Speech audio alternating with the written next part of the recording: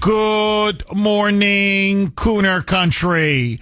Okay, my friends, as you know, today at 8 p.m. Eastern Standard Time, the deadline will end for the mullahs in Tehran to sign a ceasefire and, more importantly, to open up the Strait of Hormuz. Trump has now given them a drop-dead deadline, as it's called, a final deadline. The Iranians came back with some kind of a counter-proposal yesterday. President Trump said there were some concessions, but it's not even close to meeting his expectations. So, unless something very dramatic and unexpected happens, after 8 p.m. tonight, the United States will unleash hell on Iran. And in particular, President Trump was very clear yesterday at an extremely important press conference when pressed again and again, how far are you willing to go? President Trump openly said, we will destroy every bridge in Iran, every power plant in Iran, and we will shatter and decimate much of the country's civilian infrastructure. In fact, as he said, we're going to do it in 4 hours.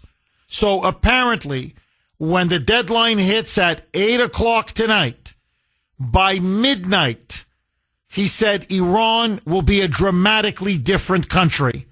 It will be bombed into the Stone Ages. Its economy will be crippled. Its transportation infrastructure will be blown to pieces. The lights will turn off in Tehran. The lights will be turned off. There will be hardly any electricity left for the people. The mullahs have backup generators. They're going to have power for themselves. But for much of the country, the lights are now going to be turned off. And Trump now says it is going to take them up to 20 years to be able to rebuild and recover from the hammering that is about to happen after 8 o'clock tonight. Now, the Iranian mullahs have given their response. And as the, typical mullahs, if you ever doubted whether these people are absolute bloodthirsty fanatics, irrational 7th century medieval barbarians, their response, go ahead and bomb away. So according to them, they now say they are willing to take the punishment that the United States and Israel are willing to dish out. And they now threaten as well that in retaliation, they are going to hit desalination plants across the Persian Gulf and the region. They're going to hit civilian infrastructure. They're going to raise power plants to the ground. They are going to attack oil facilities. As they put it, the whole region will now burn in hell. We shall see if the mullahs have the capacity or the capability to follow through on their promise. But we are now looking at a war to the finish. Trump is now threatening the annihilation of Iran's civilian infrastructure. Listen to him yesterday saying the entire country can be taken out within 24 hours. Roll cut to a Mike.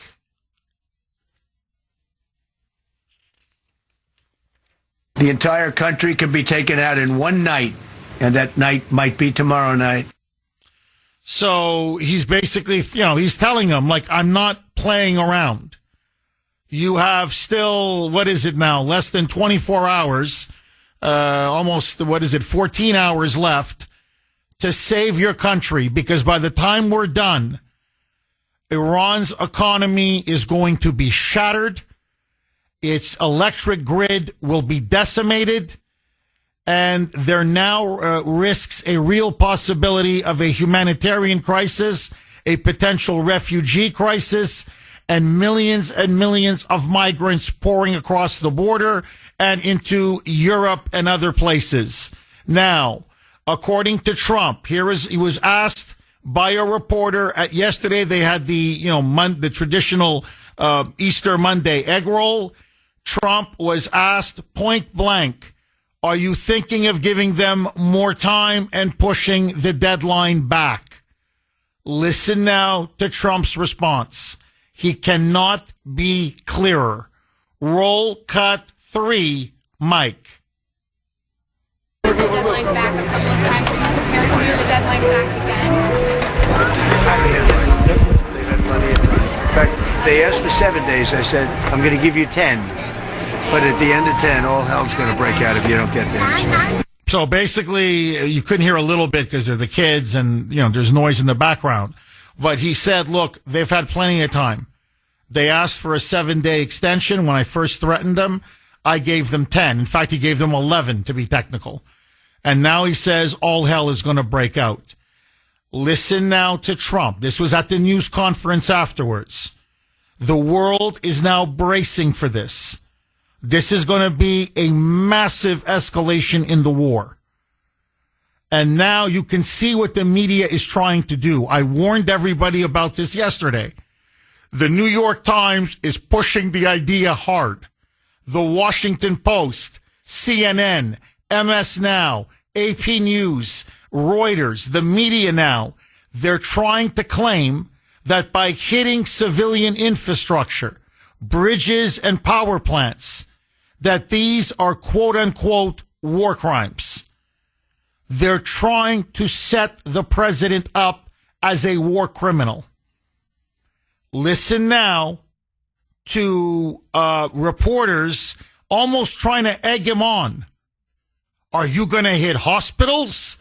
Are you going to hit schools? Are you going to murder children? Listen now to Trump. Roll cut 3A, Mike. You said that very little is off limits in Iran as far as targeting, including power plants, bridges, you've mentioned those. Very little is off limits. Are there certain kinds of civilian targets, though? I'm thinking schools I don't want to or tell you hospitals that. you I don't want to say tell you is that. off- We have a plan because of the power of our military, where every bridge in Iran will be decimated by 12 o'clock tomorrow night, where every power plant in Iran will be out of business, burning, exploding, and never to be used again. I mean, complete demolition by 12 o'clock. And it'll happen over a period of 4 hours if we wanted to. We don't want that to happen. So he says, I don't want to do it, but the mullahs now are forcing my hand. They will not let go of the Strait of Hormuz. And that's their only leverage now that they have left.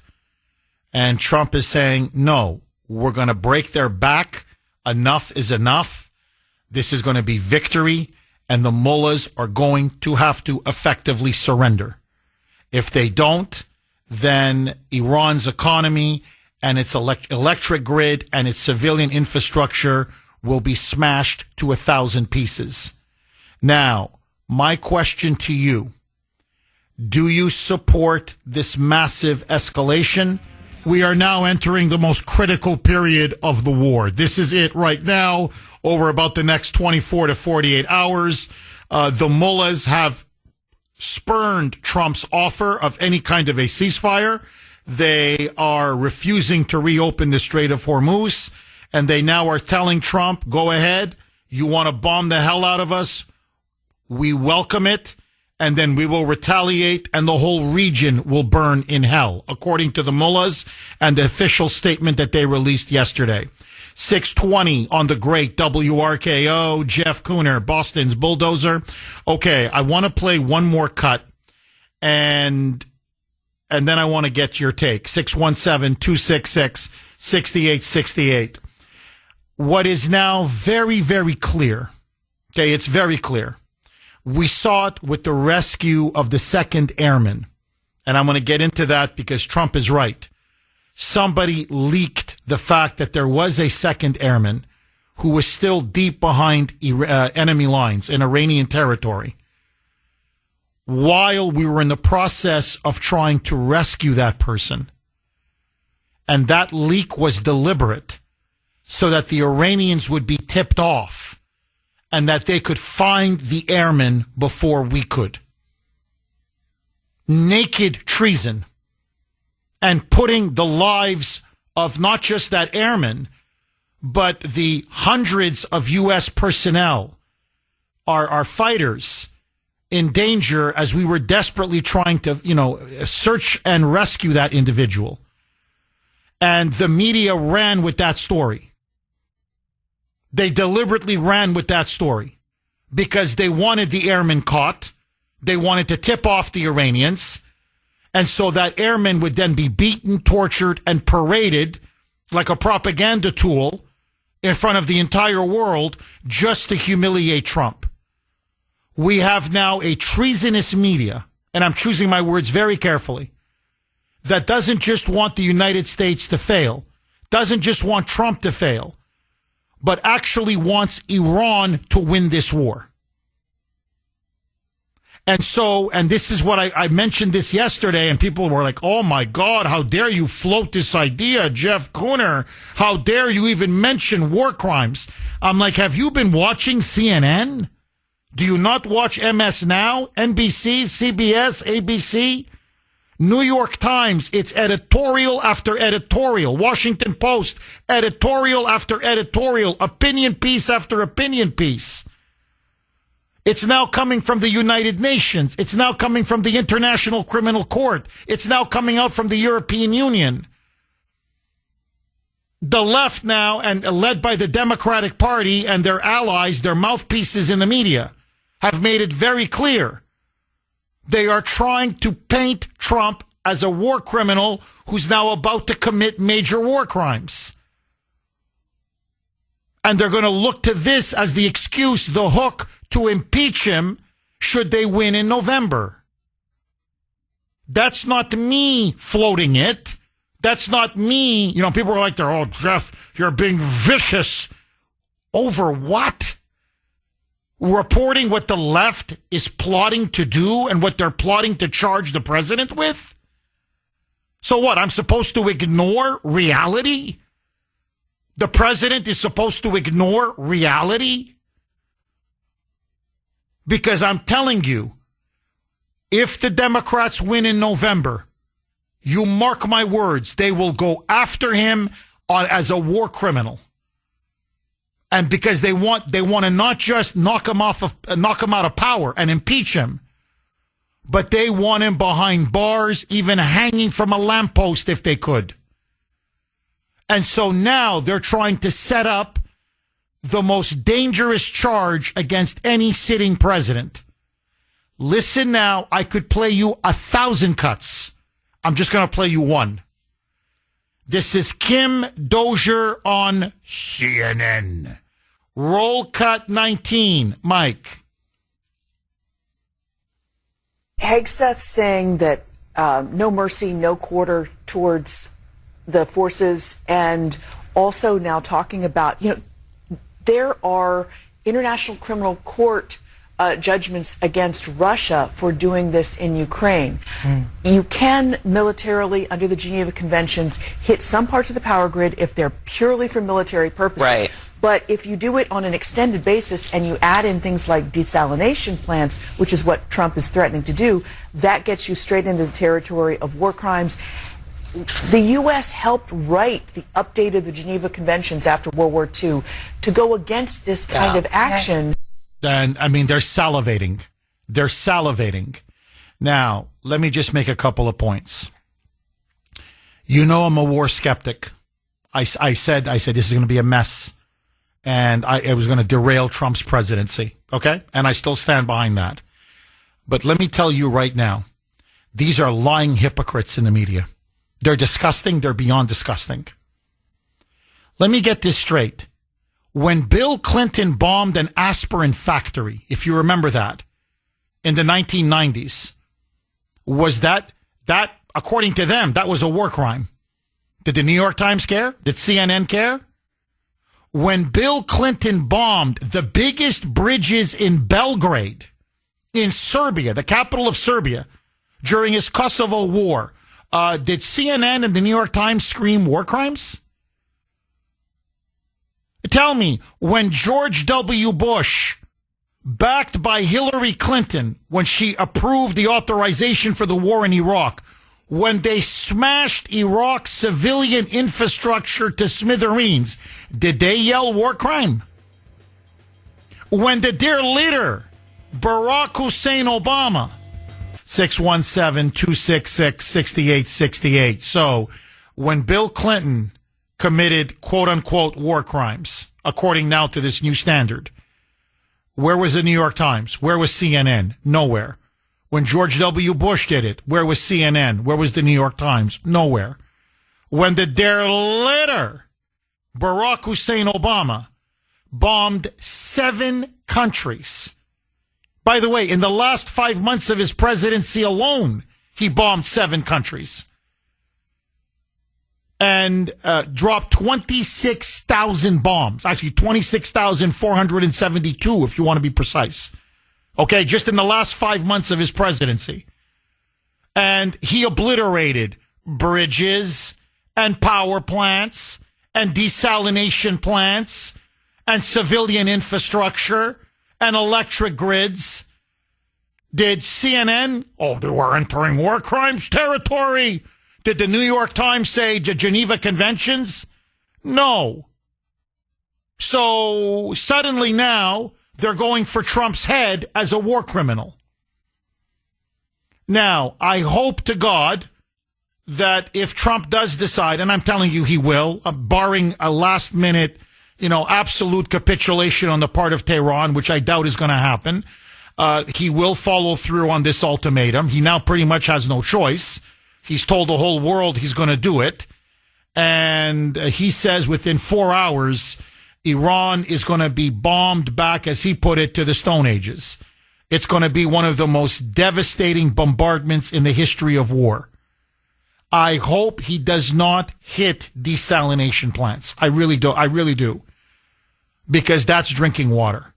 That's going to really affect a lot of people. It's going to create potentially a humanitarian crisis in Iran. And so that's the last thing I want to see.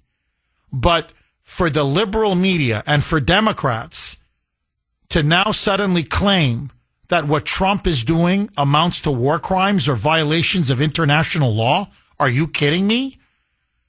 When you said peep, you said nothing, not a peep about Democrats and previous presidents? Or if you want, here, look, let's just take now the new standard from the New York Times and CNN. Okay, but it's not just those two. As I said, it's the Associated Press, it's Reuters, it's the Washington Post, it's USA Today, it's the Boston Globe, it's MS Now, NBC, CBS, ABC. I can run down the whole list. So, according to them, Franklin D. Roosevelt and Dwight Eisenhower are war criminals. Are they now willing to say that? Because they oversaw the bombing of Dresden, which reduced that German city to absolute rubble. The firebombing of Tokyo. Forget power plants and bridges. Entire residential neighborhoods were razed to the ground. Never mind Hiroshima and Nagasaki. Okay, 2 atomic bombs. Bang. Everybody in there was incinerated. Now, are they war criminals? According to the New York Times? Because the New York Times loves Franklin Roosevelt. I'll tell you this. The left loves FDR. I'll tell you this. Now, you notice they mentioned in that clip that I played, this is stuff that Putin is doing. Really? Putin is definitely doing it. But what about their guy Zelensky? Here, I'm just going to go by headlines in the New York Times. Actual headlines and stories in the New York Times. Are liberals now going to take all of their Ukrainian flags off of their Facebook pages? Because in the last week alone, from the New York Times, Ukraine launches an attack on oil facilities inside Russia. Second headline, Ukraine hits a major power plant just outside Moscow. Another headline. Ukraine now targeting and blowing up 2 bridges near the Moscow area. Not one, but 2 Russian bridges. Kaboom, gone. So, is Zelensky now a war criminal? By their standard. Because I'll tell you this, his military is blowing up power plants. His military is blowing up bridges. His military is now attacking oil infrastructure, oil processing facilities deep inside Mother Russia. But you see, no. Zelensky's not a war criminal. He's Churchill. You see how the game is played. But they're trying to set Trump up. And I just hope that the president is careful. Be very, very careful. Not because objectively there's anything wrong. Well, I mean, I don't like bombing countries. Don't get me wrong.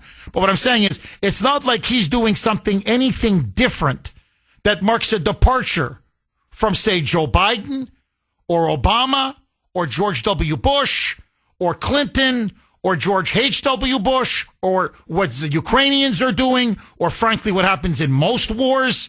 But let's go back to the good war, World War II. They hit a hell of a lot more civilian infrastructure than Trump will ever do in Iran. I'm sorry, I'm just stating the facts. But they're trying to set him up as a war criminal. And you mark my words, you can hold me to this. I know, I've been attacked for this. I don't know why I'm being attacked for this, but let that go. You know, how dare you even mention this? Because they're all planning to do it. His enemies are plotting to destroy him on this issue. That's why, A, it's real, it's news, it's happening. B, Trump and his supporters need to be aware of it. C, the country needs to be aware of it because the liberals now are going to try to frame him as a war criminal. Now, let me say one final thing, and then I'm going to go to the phone lines. 617-266-6868. As I said on X last night, and I want to repeat it, I think this is a mistake. Now, I may be wrong. We shall see. If this thing breaks the back of the mullahs, then obviously it will have been worth it. And I will be the first one to say the Kuhner man was wrong. The way I read the situation, and I'm just calling it the way I see it, what Trump is now doing is he's really now inadvertently, unintentionally, I get it, he doesn't want to do it. To be fair to him, he doesn't want to do this. I can play you the cuts where he keeps saying over and over, hey, look, you think I like doing this? You think I want to hit their infrastructure? Like, you really think I want to blow up their bridges and their power plants? Like, you think I really want to, take away power, electricity from over 90 million people? Like, no. But these idiots, as he put it, these crazy bastards, as he calls them, because they won't open up the blanking strait, as he put it, they're almost, as far as he's concerned, they're forcing his hand. So I understand where Trump is coming from. But inadvertently, unintentionally, this is going to punish and harm the people of Iran much more than the regime. The regime is not going to be without power. They're not going to go hungry. They have plenty of food. They have plenty of money. They have plenty of supplies. They have plenty of water. They have plenty of electricity, backup generators. So who is going to suffer from this? It's going to be disproportionately the Iranian people. And my fear is this could lead now to a serious refugee crisis. Among people, if you remember, the point of the war, as Trump said, was to liberate the people of Iran. It was ultimately for their benefit. Well, now, if they have no bridges and they have no electricity and they have no running water, because without electricity, you can't have running water, And apparently now there are already food shortages. Food prices are soaring in Iran. There's mass unemployment because factories have been blown up. The country's industrial base is being systematically, just literally dismantled. And so they start to look around and they say, we're the ones that are suffering. So what you're doing is you're taking a population that is, many of them, supportive of the United States, sympathetic to us. They despise and revile the mullahs. And ironically, you're going to slowly turn them against us.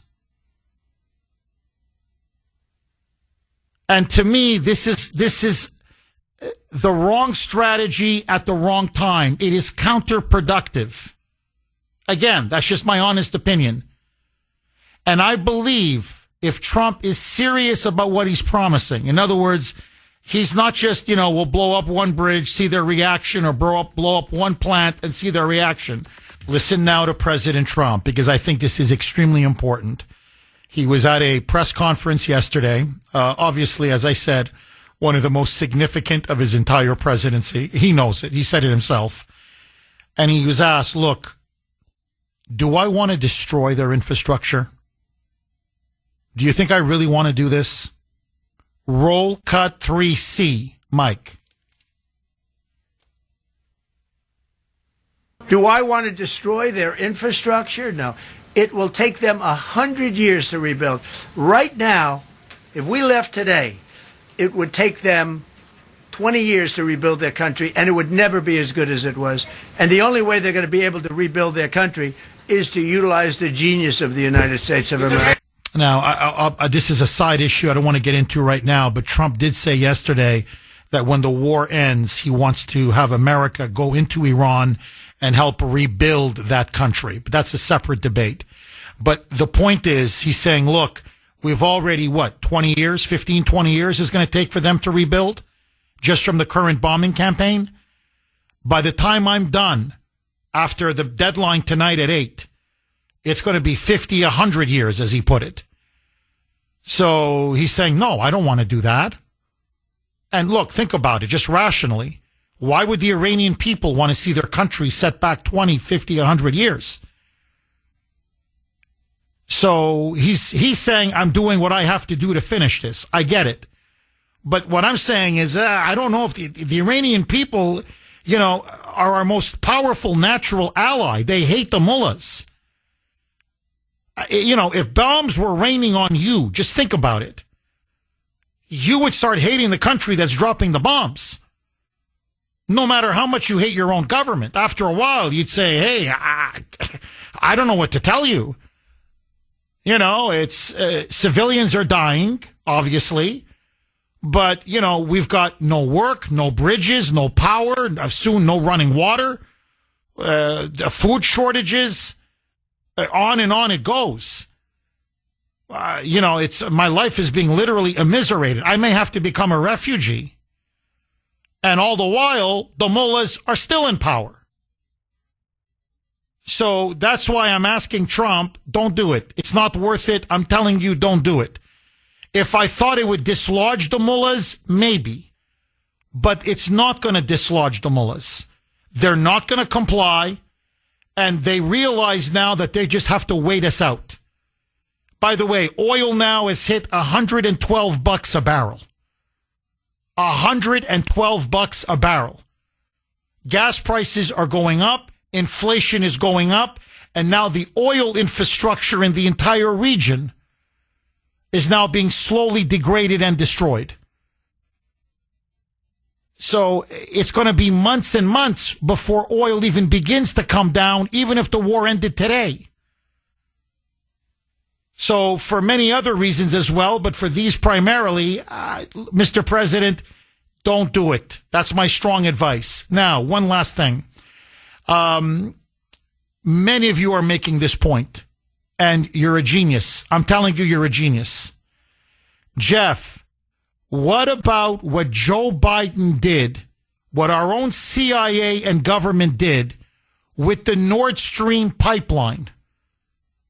using the Ukrainians, where we attacked that oil pipeline. You want to talk about that was a pure civilian infrastructure. And we bombed it, we destroyed it, and by the way, created one of the greatest environmental catastrophes of the last 100 years. Now, if that's not a freaking war crime, I don't know what is, by that definition.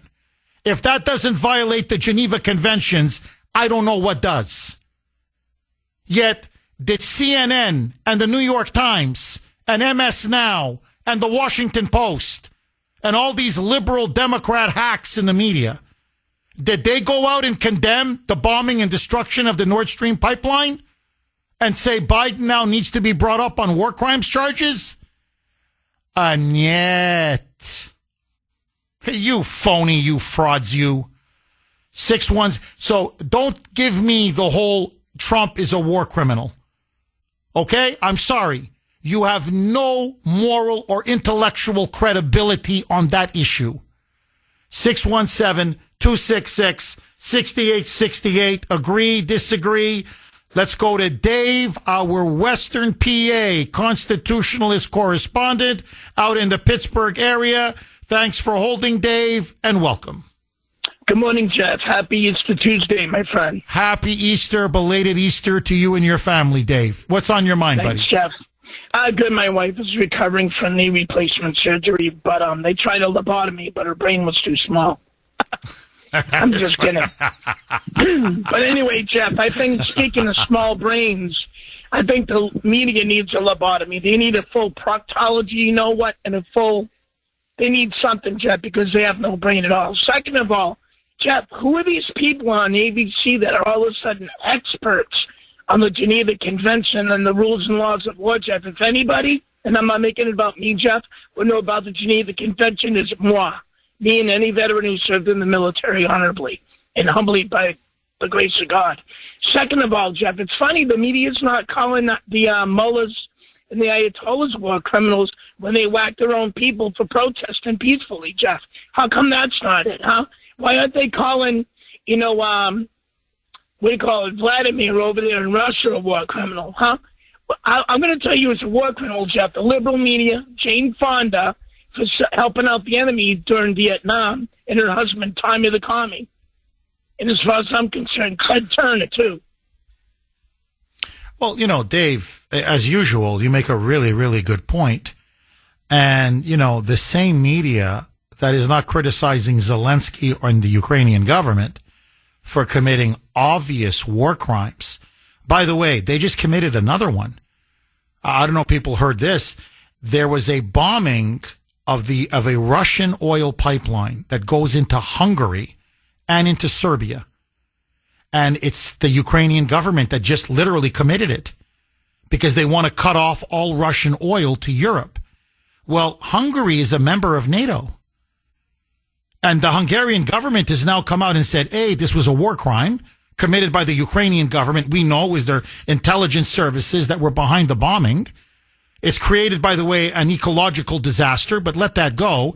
But this was done on our territory against us, our citizens, our consumers, our people. And what happened to an attack on one is an attack on all. But you don't hear that from the liberal media. You see, when Zelensky commits war crimes, no, Zelensky never commits war crimes. They're such a bunch of liars. Really, they're there to serve their masters. That's all they're there for. And to bury the truth. That's all this is about. And get Trump. Just get Trump at all costs. And, of course, the Bills in Sudbury and the Chris's in Gloucester, and they just mouth these same stupid talking points over and over again. No, look, I could run down country after country. Look at Xi Jinping. Look what he's doing to the Muslims, the Uyghurs in Western China. I'm not kidding. Literally concentration camps. Not figuratively.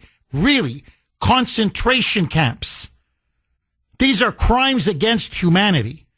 Hell, what about COVID, where they deliberately released this this bioagent that ended up killing millions of people around the world. How come Xi Jinping has never been held responsible? How come the communist regime in China never been held responsible? Suddenly, they don't cite the Geneva Conventions. Have you noticed that, Dave? You see, no. When it comes to the Chi-Coms or their buddy Zelensky, suddenly, what war crimes? And the Iranian mullahs, because they're cheering for them to win. So tell me, when Iran hit a desalination plant in Kuwait in order to deprive those people, the Kuwaitis, of drinking water, the goal is to essentially dehydrate and starve them. Nothing. That's not a war crime? How about when they're bombing Haifa in Israel and deliberately targeting civilians and, by the way, oil processing facilities in Israel? That's not a war crime.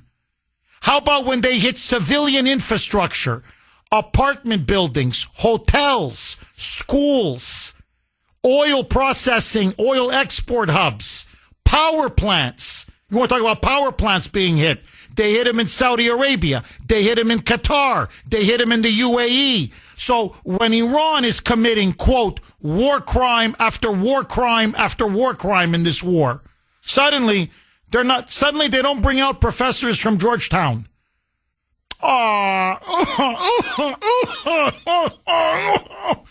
This is a war crime by international law standards, and President Trump could be impeached and frankly, sent to jail for the rest of his life. No, then it's okay. No, we have to make a deal with the mullahs. Everything then is understandable if they commit war crimes. So, Dave, the problem with the media, and this is why nobody watches them or reads them anymore who has half a brain, is they're a bunch of liars and propagandists. They're hacks. And that's why nobody believes them anymore. Because when people keep lying to you all the time, what's the point of even watching them or reading them? Dave, am I wrong? Final word to you. You're 1,000% correct, to quote you. And Jeff, 2 more points. Funny, the media's not going at Hamas or Hezbollah about the war crimes they committed on October 7th. No, because the media is anti-Semitic. Third of all, Jeff, just tell about these liberals who are challenged, like those aforementioned college professors who are experts in everything, Jeff, and they're not really. Okay? Haifa is a northern port city in Israel, up near the Golan Heights, you idiots. So, Jeff, that's their geographical lesson for the day, buddy. Dave, as always, thank you for your call, my friend. Angelo in Rockland. Thanks for holding, Angelo, and welcome. Good morning. Angelo, you're on the air. Go ahead, my friend. Yeah, you know what I would do, Jeff? I would hold off on the campaign. I would take out the bridges, but I wouldn't go for the infrastructure on the people because we're trying to help the people. But, you know, we are a military might. I would use drones, and I would go into Strait of Hormuz, and I would get a bunch of Patriot missile batteries all over the place and strategically through our satellites see where the income fire is coming in and neutralize everything and use our power in that way and intimidate them. They will not be able to do anything once we get structurally sound like that. And the United Nations, they're a puppet, but they would have to come along because they need the oil in the other countries. You know, everybody's worried about this oil prices. When Obama was in for green peace, the prices exceed what they are now, but they forget that because they got short-term memory because it doesn't help their agenda.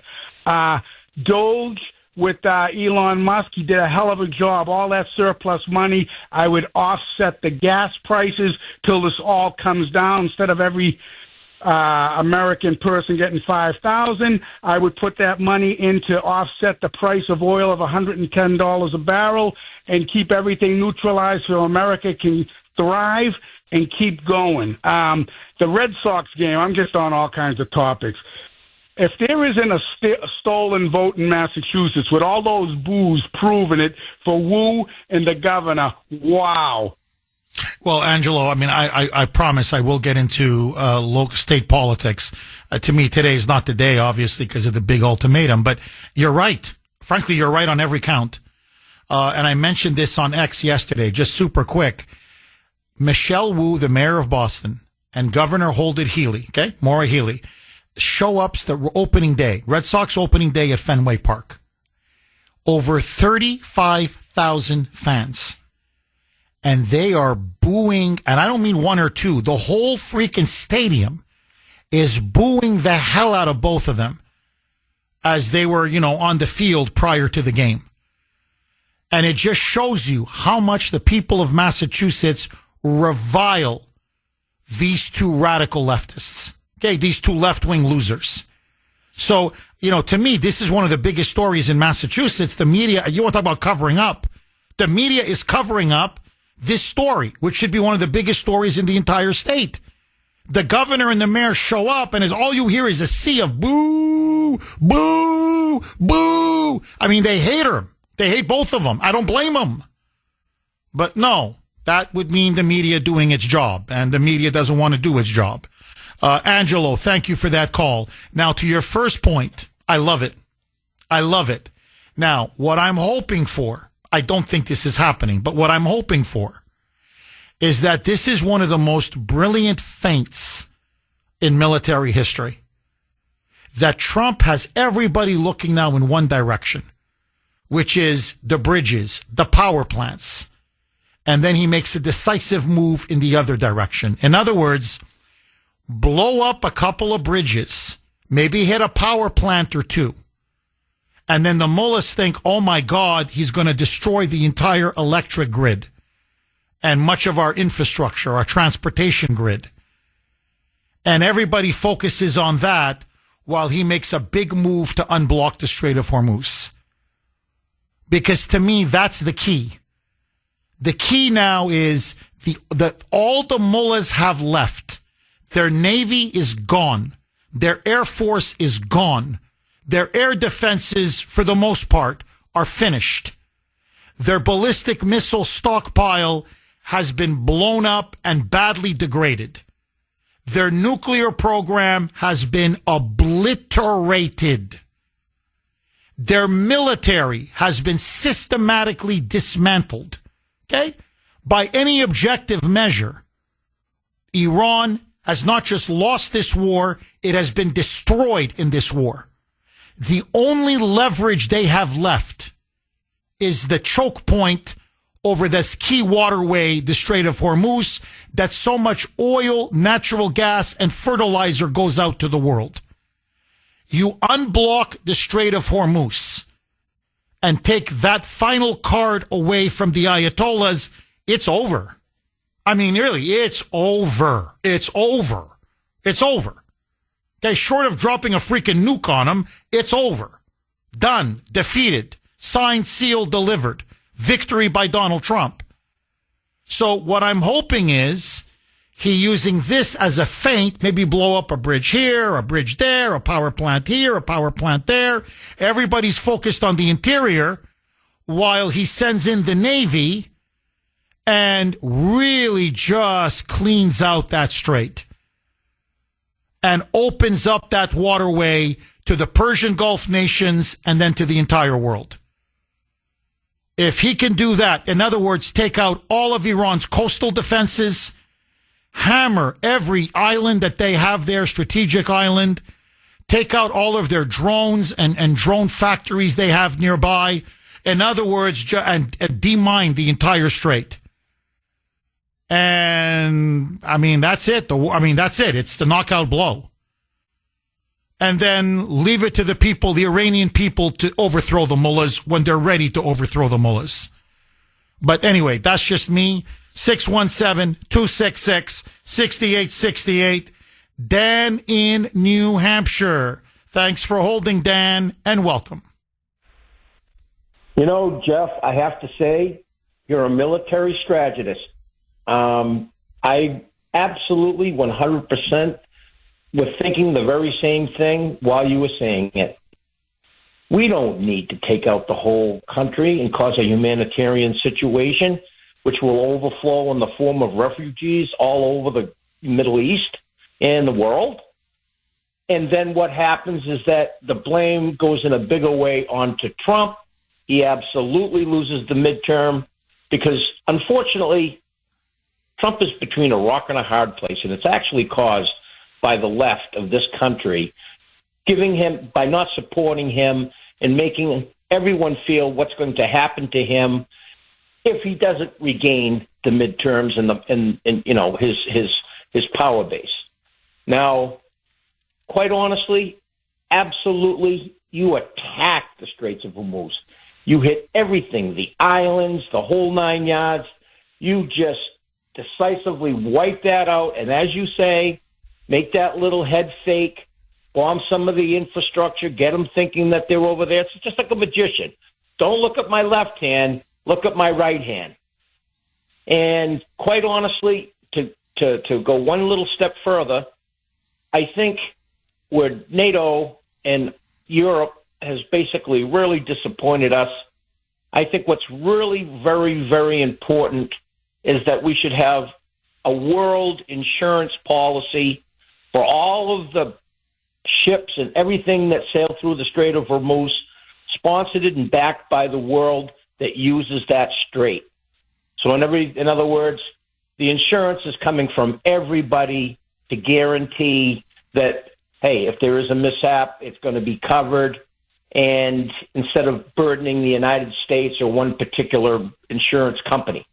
But they need to do something, and they could do something on that kind of a way that would really impact the situation. And quite honestly, we don't need to put the people of Iran to their knees because of the mullahs and how 13th century they are. We need to basically take out the problem in a targeted situation like we have already, surgically go after them, and that is via the Straits of Hormuz and some of the other strategic spots that we I agree. Dan, I great analysis. Honestly, great analysis. And look, just, and it's something you said as well about the Iranian people. Look, this is Persia.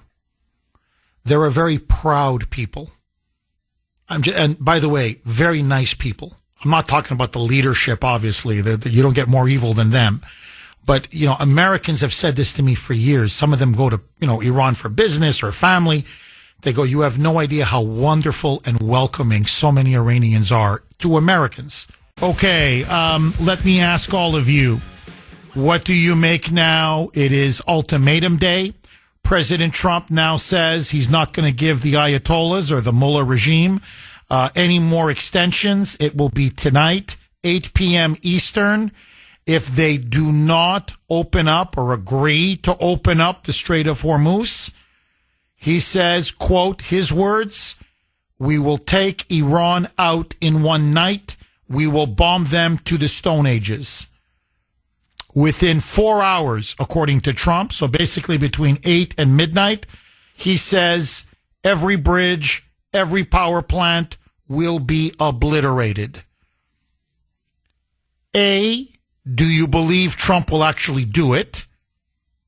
He may just do a couple plants or a couple bridges or whatever.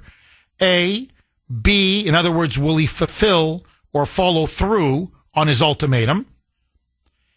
And do you support it? Is it good for the United States? Is it good for the Middle East? Is it good for the world?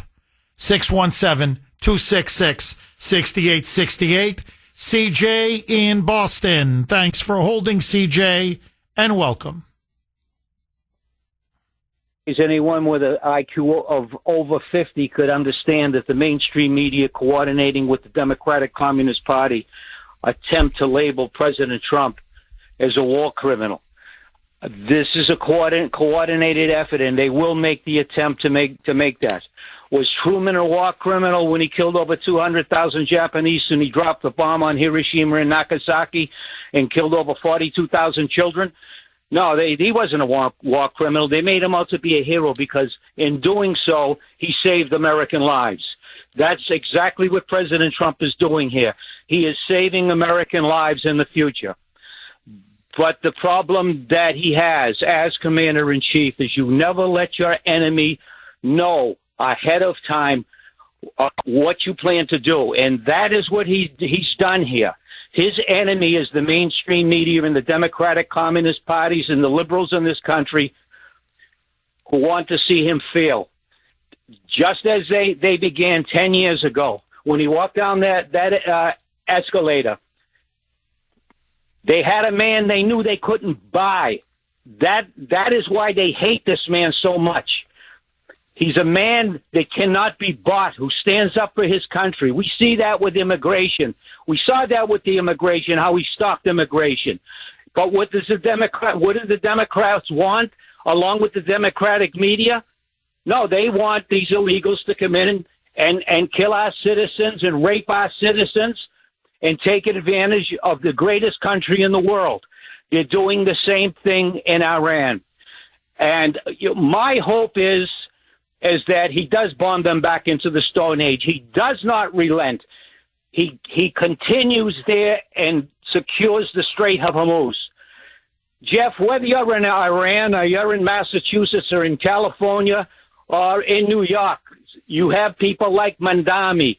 The outcome of any city, state, or country is the ability for people to pick and choose who they want to represent them. In 2006, the Palestinians chose Hamas to run their country, basically. So what happened in Palestine? So unless the Palestinians are removed from Palestine, there is never going to be any peace anywhere. And that's exactly what Trump needs to do. You know, like I say, you give the people of Tehran, the capital, a certain period of time to vacate. That will put them out in the street. That would be part of the strategy in getting people outdoors. Now, Iran has already said, well, they're going to bring people out and make a human chain around those electrical plants and oil fields. You know, they're looking to the mainstream media. They were working with the mainstream media to pull the heartstrings of the American people. But we have to recognize in war, there are sacrifices to be made, whether it's at the pumps or in loss of life. And America must make that sacrifice now to preserve the future for our children and for our country. And I'm telling you that Trump needs to come down on NATO. He needs to come down on the United Nations for sitting down. These people are nothing more than paper tigers showing up at these meetings to get a free meal, throwing the United States under the bus, a country that has strengthened Europe, has strengthened their military. And now this is what we get. So, Mr. President, don't move that goalpost. You go in there tonight and you hit them with everything that you have, and you let those mullahs know who they're dealing with. And if you do not, then the mainstream media and the Democrats would have said you failed. You had an objective, and the objective is and always has been, whether it's the Iranians or the immigrants killing our citizens, is you eliminate the threat. You now eliminate the threat. Let them spend 20 or 30 years building up their country. And maybe the Iranian people will finally realize that we cannot let the mullahs or any other military political party control our country if we want democracy. So I would say to them, get out on the streets when those bombs start falling. You take care of those mullahs, and you secure democracy in your country. America has not only done enough for NATO and for your country, we've done enough for the world. So take care of business, Mr. President. CJ, thank you very much for that call. And I think that's the plan. I think that's Trump's plan, to inflict now so much pain, economic pain even, that to force the people, as you put it, to go to the streets, rise up, and finally overthrow the mullahs. And we'll see. I mean, we'll see if it works. Only time will tell. And look, you're right, by the way. Reports are now coming out. You want to see how barbaric these Ayatollahs are? You can text the Kuhner man 70470, 70470. This is from 603, and he makes an absolutely outstanding point. Jeff, let me add to your point, since CNN, the New York Times, and the rest of the fake news liberal media want to cite the Geneva Conventions.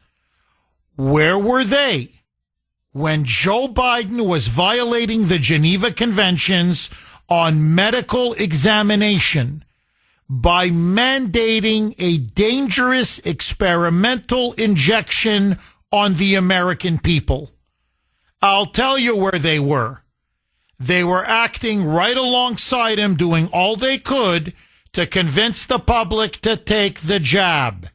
And if they didn't want to, then coerce and force them to take it. These people are despicable hypocrites. Bingo.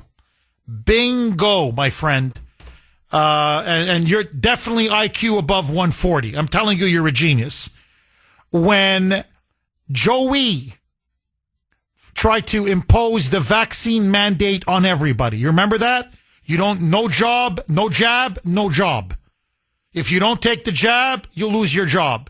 If you don't take the jab, you can't go to school. You don't take the jab, you can't go to work. You don't take the jab, you can't go to church. You don't take the jab, you couldn't even go to a grocery store. Now, to force a population to take, and remember, the COVID jab was never approved by the FDA. So it was an experimental jab. And you forced us, or many of us, coerced us to take it.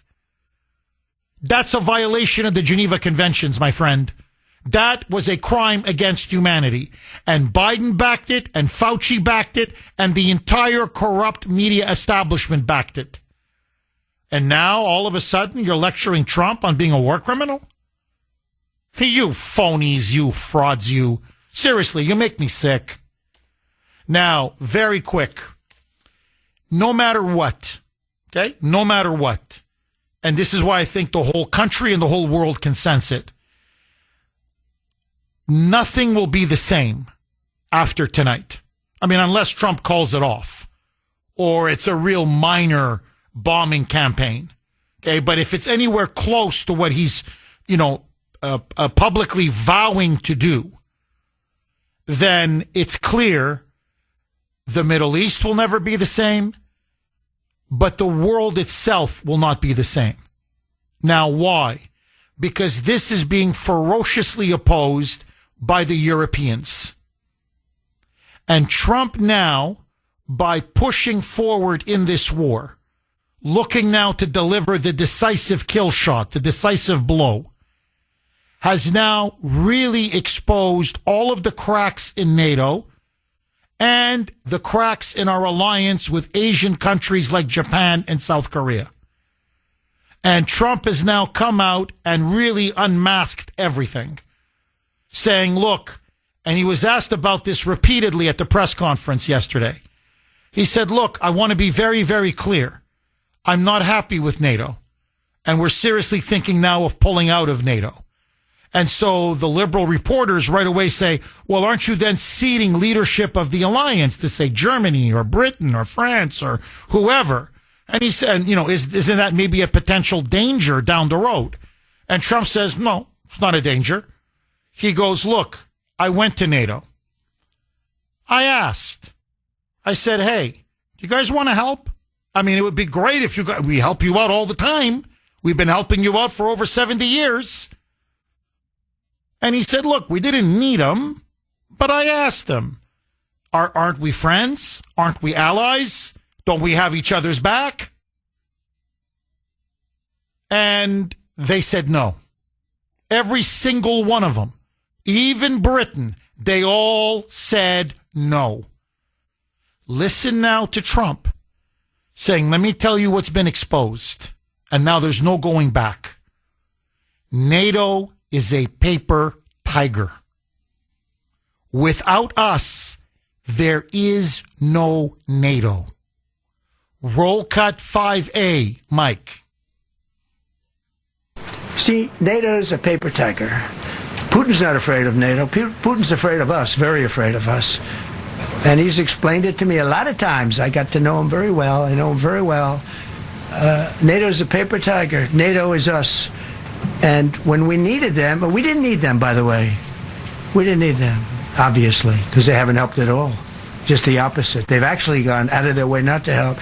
They didn't even want to give us landing strips. Nothing. I mean, literally nothing. Now, just very quick, he then went further than NATO. Listen to him now. He called out Australia. He called out Japan. He called out South Korea. All of whom, by the way, have security guarantees by us. We protect them at immense cost to ourselves. And Trump said, and they get most of their oil from the Strait of Hormuz, from, that part of the world. And he said, and even them, when I went to them, they showed us the back of their hand. Roll cut 5B, Mike. And it's not just NATO. You know who else didn't help us? South Korea didn't help us. You know who else didn't help us? Australia didn't help us. You know who else didn't help us? Japan. We've got 50,000 soldiers in Japan to protect them from North Korea. We have 45,000 soldiers in South Korea to protect us from Kim Jong-un, who I get along with very well, as you know. Do you notice he said very nice things about me? He used to call Joe Biden a mentally retarded person, okay? So don't tell me about your stuff. So there's no filter with this guy. So I guess now we know what Kim Jong-un really felt about Biden in private and what he was calling him in private. But his point is, they've all betrayed us. And I'm telling you, Trump has said, and he's right, we're going to reevaluate our relationship with not just the Europeans and not just NATO, and not just with Canada and the Europeans. We're going to reevaluate it with Japan, with South Korea, with Australia. It's going to be a very, very different relationship. And so my question to you, do you support a massive bombing campaign that Trump is now threatening to unleash at 8 p.m. tonight? And do you believe he will destroy and obliterate Iran's civilian infrastructure? 617-266-6868. Jeff let's go to Nick in Weymouth.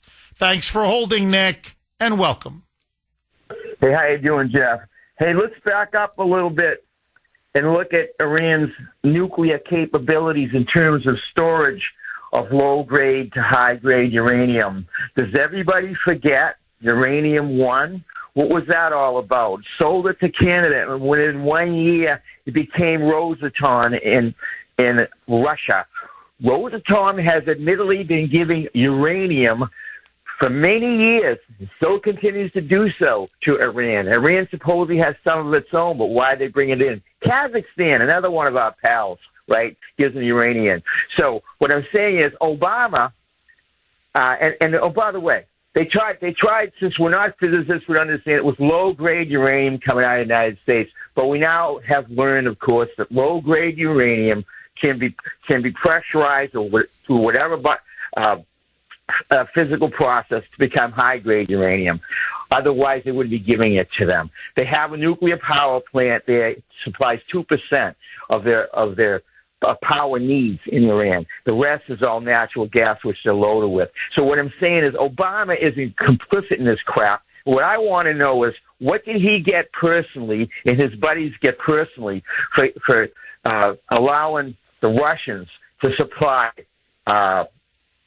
uranium to Iran, and they maintain Can't be proven, can't be disproven. Oh, no, we haven't been giving him any. Oh, let me see. You get uranium in one hand, you Rosa Tom.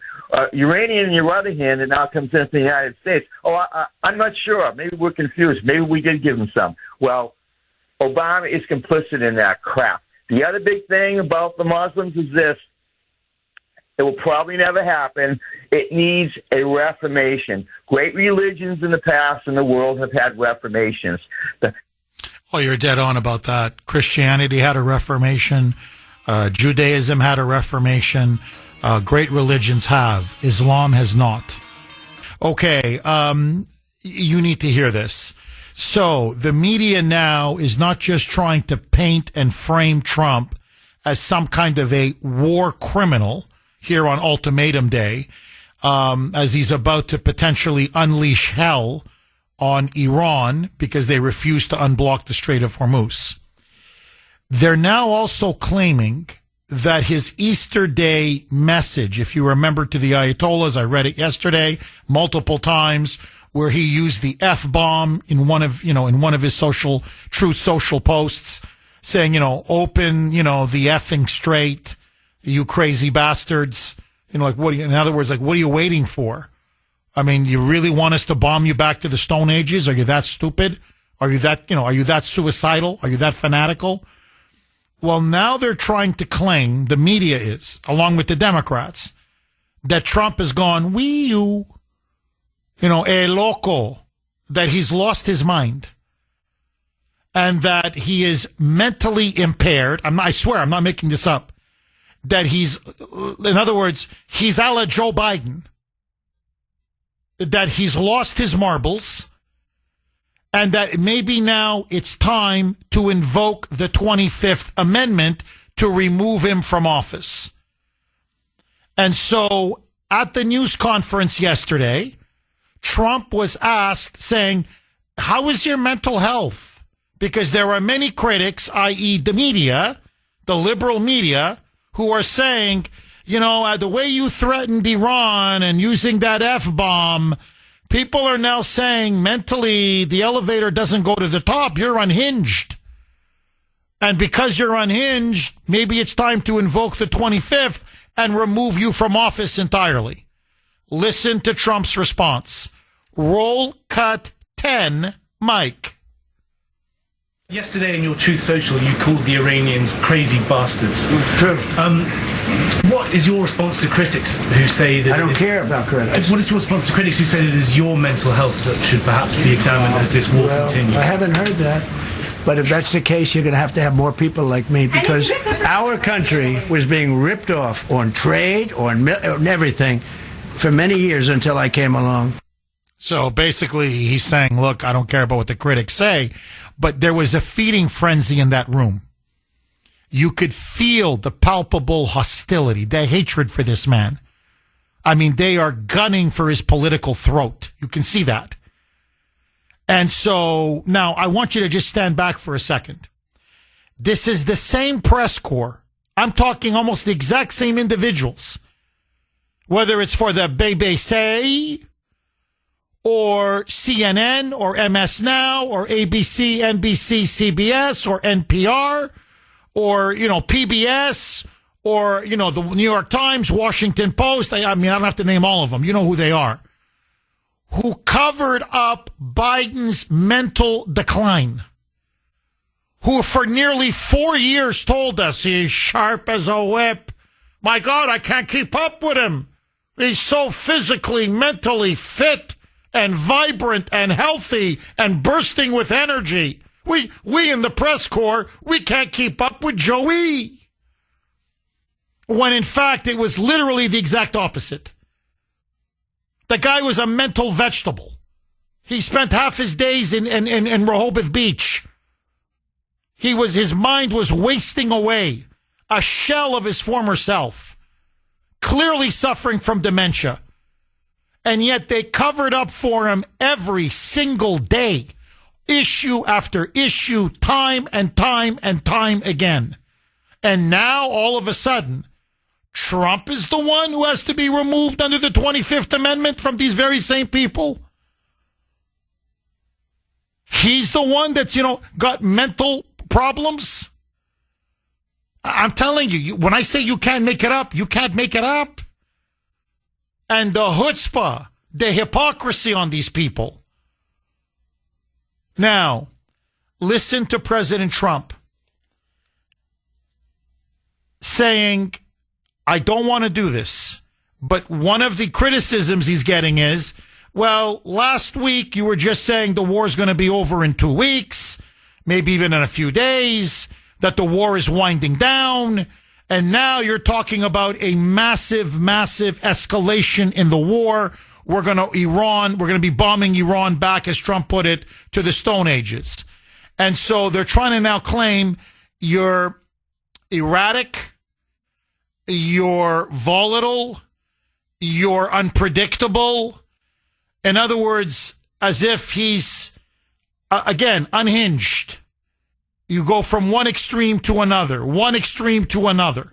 So the media that's how they're trying to paint him now. Listen now to Trump's response. Roll cut 4, Mike. Your messaging on the war has moved from the war is coming to an end to war going to be bombing Iran to the Stone Ages. Right. And we've heard a range of those kind of messages. So which is it? Are you winding this down? Or are you escalating? I can't tell you. I don't know. I can't tell you. It depends what they do. This is a critical period. They have a period of, till tomorrow at 8 o'clock. I gave them an extension. They asked for an extension of 7 days, right? I said, Steve, give them 10 days. 10 days is up actually today, so I gave them 11, I guess, indirectly. I thought it was inappropriate the day after Easter. I want to be a nice person. They have till tomorrow. Now we'll see what happens. So there you go. So now listen to Trump. And really, look, what he's telling them is this. Militarily, the mullahs have been crushed. They have one card left, which is the Strait of Hormuz. And it's a big card. And it's disrupting the world economy. It's disrupting world oil markets. It's causing gas and oil and energy to soar. And Trump is saying, look, no, I am not going to give them that kind of control over the world. They're not going to be able to extort the world. So what he's really saying is the moment they lose control over the strait, this war is over. It's done. Bye-bye. Sayonara. Now, listen to the president saying, I am now telling you, if they don't comply by 8 o'clock tonight, it will be the Stone Ages.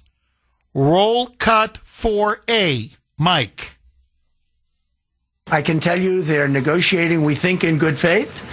We're going to find out. We're getting the help of some incredible countries that want this to be ended because it affects them also. A lot of people are affected by this.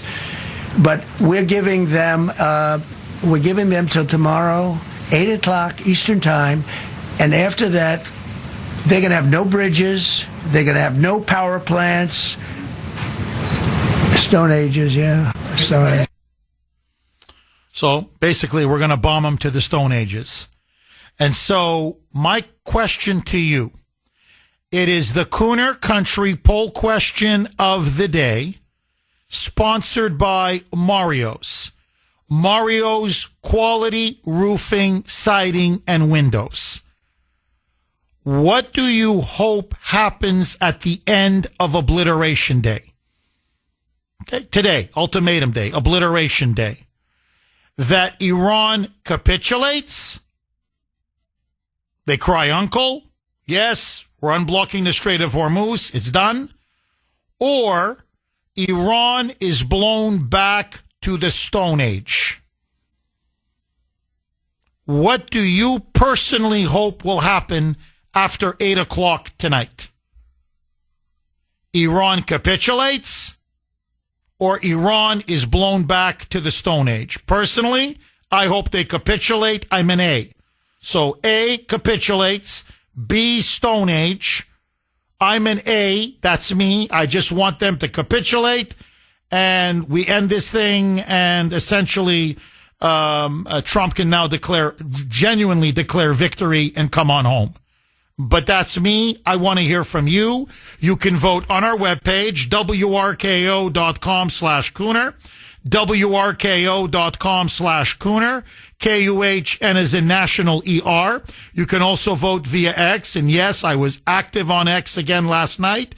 My handle there, all one word, at the Kuhner Report, at the Kuhner Report, KUHNER. What do you hope happens tonight?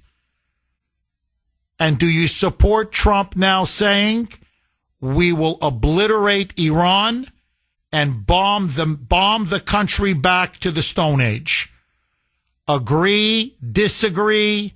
Couple lines are open if you want to jump on. 617-266-6868. Jeff in Quincy. Thanks for holding, Jeff, and welcome. Jeff, how are we doing today? A couple things that I want to just bring up, and then I have a small story about my son who's serving as we speak. So, water. Desalinators. Without the power grid, the desalinators don't work. All the pumps go down. Generators would not be sufficient enough to keep this stuff running for a long period of time. It takes roughly $30 a day to run a 8 kW generator for about 12 hours. So the amount of fuel it would take to supply these generators, diesel or gas, doesn't matter. We could wipe those truck shipments out in seconds coming down the road to deliver, first of all. Second of all, where were these people when Joe Biden bombed a family of 10 and called it a righteous strike on the Geneva Convention? Oh, that's a great point. That is an absolutely great point. And children were killed. Literally, children were killed. Yes. And they said nothing. Jeff, I've got to ask you, do you support Trump if he decides to escalate tonight and really hammer Iran's power plants, civilian infrastructure, bridges? Do you support President Trump, or do you think he's crossing a line? Well, first of all, none of that infrastructure you speak of is civilian. Those people can't move without the permission of the military state. The mullahs are not in charge. The Iranian Guard is in charge of that country as we speak. We don't even know who we're talking to, first of all. As far as work goes over there, no one's working. There's no work going on. These people aren't using the bridges to go to and from work in the middle of an active war zone. So that's off the table as well. And then the last thing I have to say. Go ahead, is, Jeff. So my son is serving overseas right now. And the fact of the matter is, he told me the other day on the phone that even the craziest liberals in his unit are voting Republican because they are sick of the media and sick of Democrats basically rooting against them. So, in essence, this could be a gift horse in the mouth that these idiots are doing to go against the American soldier and the American people. There are some patriotic Americans left in this country. I know that the left is not. They are a domestic terrorist organization and nothing else, and should be treated as such. I've said that a bunch of times. And the fact of the matter is, none of these liberals, or should I say Democrats in his unit that he talks to, which is quite a few, they're all voting Republican now. 75% of them have changed their voter registrations to Republican after what's been going on over the last month. Oh, I don't blame them.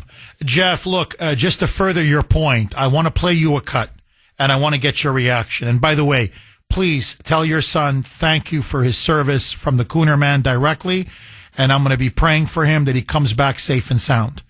I want all our troops to come back safe and sound, but please relay that message to your son. Now, look, I don't like him. I don't agree with him, but I'm just telling you, California Congressman Ro Khanna, look, I'm just calling it the way I see it. He's articulate. He's semi-intelligent. If the Democrats ever do make an intelligent point, which is rare, I concede, but still, he's the guy that makes it.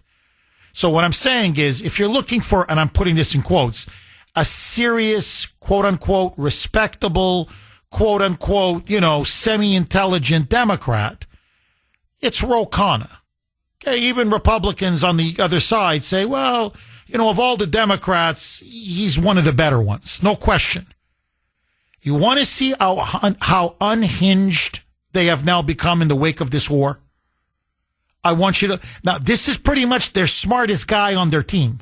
I don't think, honestly, there's anybody smarter than him. Okay? This is like their all-star.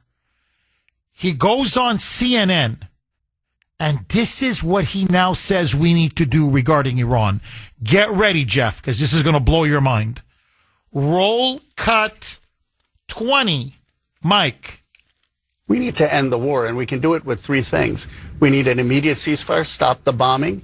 We need to make sure that we give Iran an ironclad guarantee that Israel or we will not attack again and involve China and Russia in that. And then we need to look at some of the sanctions and have a diplomatic solution.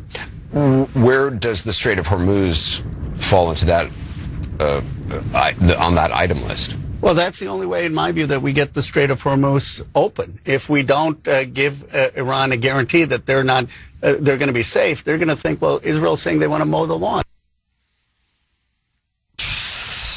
So listen now to this. This is now the Democrats' position. They want us to give the mullahs, we, the United States, an ironclad security guarantee. We're there to protect them and keep them in power. And to even bring in the Russians and the Chinese to give the mullahs a security guarantee. And by the way, lift the sanctions. So now they're just going to be making more and more money. I mean, you lift the sanctions, they're going to be selling oil on the international market. And I mean, we're talking hundreds of billions are going to pour into their coffers. And they can rebuild their missiles. They can rebuild their nuclear program. They can rebuild everything. Now, as Sandy told me, and I'm going to come to you right now, Jeff. As Sandy told me, she said, Jeff, this is not even appeasement. Oh, I go, of course not. This is not giving Hitler, say, the Sudetenland or Czechoslovakia. This is literally Churchill and FDR saying, no. We're going to pledge our countries to protect the Nazi regime, to give a security guarantee to the Nazi regime. If anybody attacks the Nazis, we'll defend the Nazis. So now, in this case, they're so pro-Iran.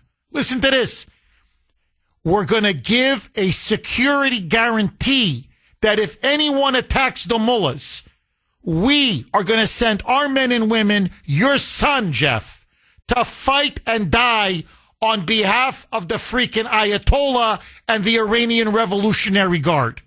In other words, on behalf of these Islamic fascists, they want us to guarantee their security.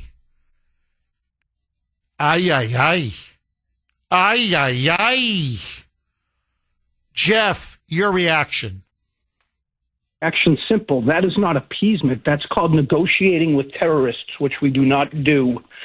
I don't know about you, but the fact of the matter is simple. These are the same people who gave billions of dollars in cash to the Iranians to build the nonsense we're dealing with and left 13 people in Benghazi to die. They left 13 service members at Abbey Gate after the withdrawal, or should I say running with their tail between their legs in Afghanistan. These people can't be trusted. They hate America. They hate the American people. The Democrat Party is nothing more than a domestic terrorist organization. It's simple. These people that are running Iran since 1979, I watched this on my couch with my father when I was a little kid. These people are not your normal people. They're religious fanatics, and they are going to kill us. They shot an ICBM 4,000 kilometers that could have hit London. And these lunatics are siding with the terrorist organizations in our country, the left-wing media and the Democrats. Enough is enough. Anyone who votes for these people, we need to give the Republicans, as crappy as they are, and they suck. Excuse me if I can't say that. They're terrible. And we need to give them a supermajority so we can clean this nonsense up. They need 4 years to clean this up with a supermajority. 2 years under Trump, 2 years under whoever the next Republican president is, God willing. And the fact of the matter is, where were they when we left $86 billion in hardware to a terrorist organization in Afghanistan when we pulled out with no plan whatsoever? This plan is gone. This is the most brilliant military operation I've ever seen in my life. Jeff, thank you very, very much for that call. I mean, what the Democrats are now arguing is it's unspeakable. It's unspeakable. So it's not enough that they're rooting for us to fail. No. It's not enough that they actually were pushing a story, and I'm going to get to this a little bit later, leaking about the second airman so he could be captured by the Iranians to give Iran a heads up. Hey, you know what? No, there wasn't just one pilot. There were two crew members on that jet. What? Yeah. The first one we rescued. The second one we're still looking for. And that's when the Iranians went nuts and they said, let's get him. Let's get him. Come on, we got to get him. Somebody get him before the Americans get him. So that's not enough that they were rooting for that second airman to be captured by the mullahs. But now we have to give Iran, the mullahs, the ayatollahs, an ironclad U.S. security guarantee. Anyone attacks the mullahs, we have to defend the mullahs. Oh my, they're not just siding with Iran. They're basically saying they're like, I don't know, they're like Canada. Who you have to, like NATO. Like they're a NATO-like guarantee. I don't know what to tell you. Honest to God, I don't know what else to tell you.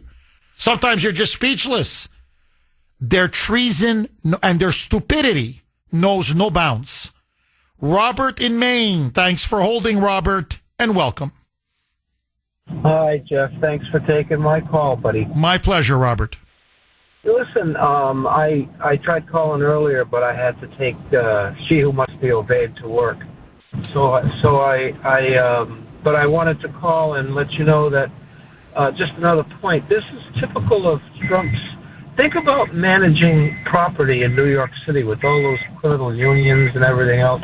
You got a million things flying around your head that you have to all keep in order and use some of them as surprises against your enemies. And this is a perfect case of Trump think. Yes, I agree with you guys that called earlier that maybe what we should do first is make sure that the straits are open, which we can do. It'll be hard, but we can do it. And then what will occur after that, I think, is because of Trump's planning. Robert, can you do me a favor? Hang on. I'm up against the break, but I want to come back to you. The entire country could be taken out in one night, and that night might be tomorrow night. 8:20 now on the great WRKO. Today is ultimatum day. The deadline is 8 p.m. tonight. All eyes now are on President Trump and on Iran. He is now threatening, his words, to obliterate Iran's power plants, bridges, and civilian infrastructure. My question to you, do you agree with the president? Should he go through on his threat? And do you think it will help to end the war, or will it just make it even worse? 617-266-6868. Let's go right back to Robert in Maine. Robert, please pick up where you left off. Thanks, Jeff, for the way you run your show. It's nice that you let people come back as you just did with me. Listen, I've got a few points that I think Trump, when again, as I said before, think about how he had to negotiate with all these unions and everybody else in New York City to become so successful as a real estate baron. But anyway, what I think we're worried about is NATO. Let me tell you, I bet he's talking to these NATO people, at least some of them, on the back burner and letting them know this plan. The second part of the plan is, say you're going to give him another 5-day delay or a 3-day delay, whatever. And then they're saying, and the media is saying, oh, look, he's changing again. And then on day 2, you begin taking over the strait, which we can do. And then the next thing is no civilian infrastructure at first. But what he could do is maybe find the furthest and junkiest old mosque away from Tehran, where the people are pretty supportive of the mullahs, and just take that out as a first step so they can see what's coming, and then negotiate, about the facilities while all this is going on. And if one hit, and then we also set up the cordon, which I talked about before, the cordon around where the Israelis know where these uranium stores and machines are. And we have a cordon text while we take the stuff out, and we tell them in no uncertain terms, you see that mosque that we took out, that little old mosque? One hair gets hurt on any of our soldiers while we're doing that cordon operation, and then we take out the bridges. Then we take out all of the rest of the infrastructure one by one, slowly, so we can turn the heat up on these people. That's what I'm thinking, Jeff. Well, Robert, look, what I think Trump wants to do, I think it's quite obvious, because really I've never seen a president openly say this as many times as he has, how he doesn't want to do this. And after a while, you could tell he means it. It's not just rhetoric or something you have to say. You can see it on him. Look, I really don't want to take out the bridges. I certainly don't want to take out the power plants, because he knows he's not a stupid man. He's a very intelligent man.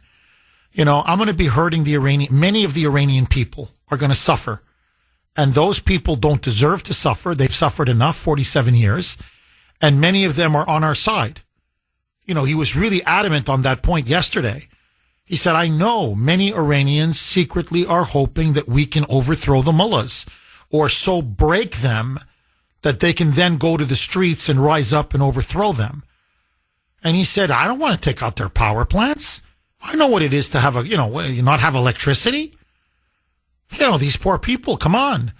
As I said, there's running water, there's indoor plumbing, there's the toilet, there's grocery stores, there's food, there's storage, there's, to put things in, like, you got to store things, and you got to put them in freezers and refrigeration and pharmaceuticals. You could just go on and on. He goes, I don't want to do that to them. But he's like, look what I'm dealing with. Look at these people, the leaders. Look at them. Look at them. And so I think what Trump is now trying to do is he's trying to psych out the mullahs. In other words, we're going to hit you so hard, you're never going to believe how hard you're going to get hit. And I think it's working, because the country now is in a national emergency. I'm talking about Iran now. And they're trying to put civilians, human shields on bridges, on power plants. So they're focused now on the interior. State media, it's like, go in the bunker, everybody go hide. Unless you're guarding one of these plants or bridges, as a human shield. Otherwise, stay off the street, stay indoors. So the Strait of Hormuz is wide open right now. Wide open right now. And this broke maybe about an hour ago, Robert, almost on cue. It's come out now that the United States and Israel launched dozens and dozens of devastating air and missile strikes again on Karg Island.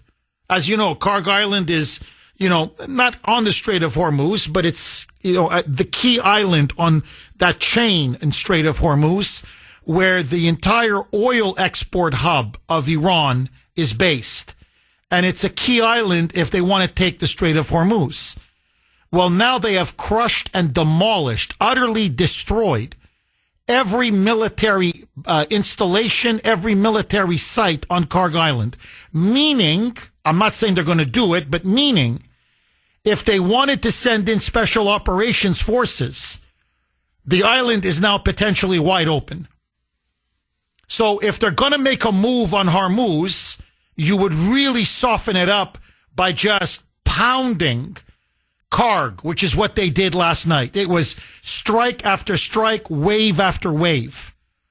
So he may hit some bridges and some power plants, yes. In other words, for this surprise attack to be pulled off. Again, look at the left hand, look at the left hand, look at the left hand. And then you hit him with the right. And the big right shot is going to be the Strait of Hormuz. Okay, very quickly, we're going to go to Brian in Braintree, but just before we do, so it has now come out, breaking news. It broke about an hour ago, but we're getting some more details. Apparently, the U.S. Air Force, American fighter jets, hit Karg Island. Apparently, over 50 military targets were hit. It apparently was wave after wave after wave of strikes. They have pounded that key strategic island. It seems, again, I could be wrong. Nobody knows what's going on. Everyone has tight lips, but this may be because we had already hit Karg multiple times before. So to hit again, maybe the real play here is an invasion of Karg and the U.S. Navy going in to clear the Strait of Hormuz. We shall see. Now, President Trump has escalated even more. The whole world is now talking about his latest Truth Social. It just came out maybe 10, 15 minutes ago. President Trump now has told the theocracy in Iran that the deadline will not be pushed back. It is 8 p.m., come hell or high water. And as he said in his Truth Social, quote, a whole civilization will die tonight. Probably never to come back again. And he stressed, I don't want to do it, but I have no choice to do it. So he's now told the mullahs explicitly, what he means is it's not Persian civilization that goes back 2,500 years, although that's what the lying media is already claiming. It is going to destroy Persia! Persian civilization! A great people, a great nation, 2,500 years old!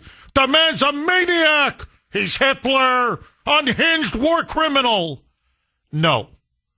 What he's saying is, and he said it explicitly, the 47 years of lies and corruption and murder and fanaticism, he now says in his Truth Social, will die tonight.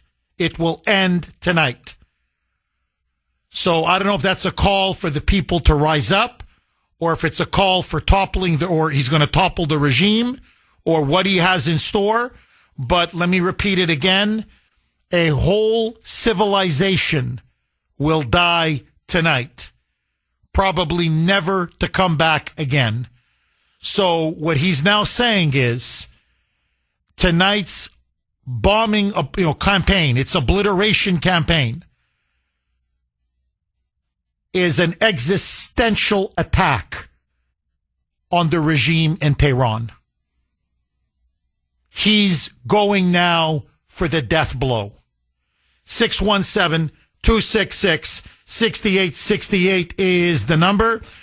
So let me ask you, what do you make now of this latest Truth Social, this latest threat by Trump?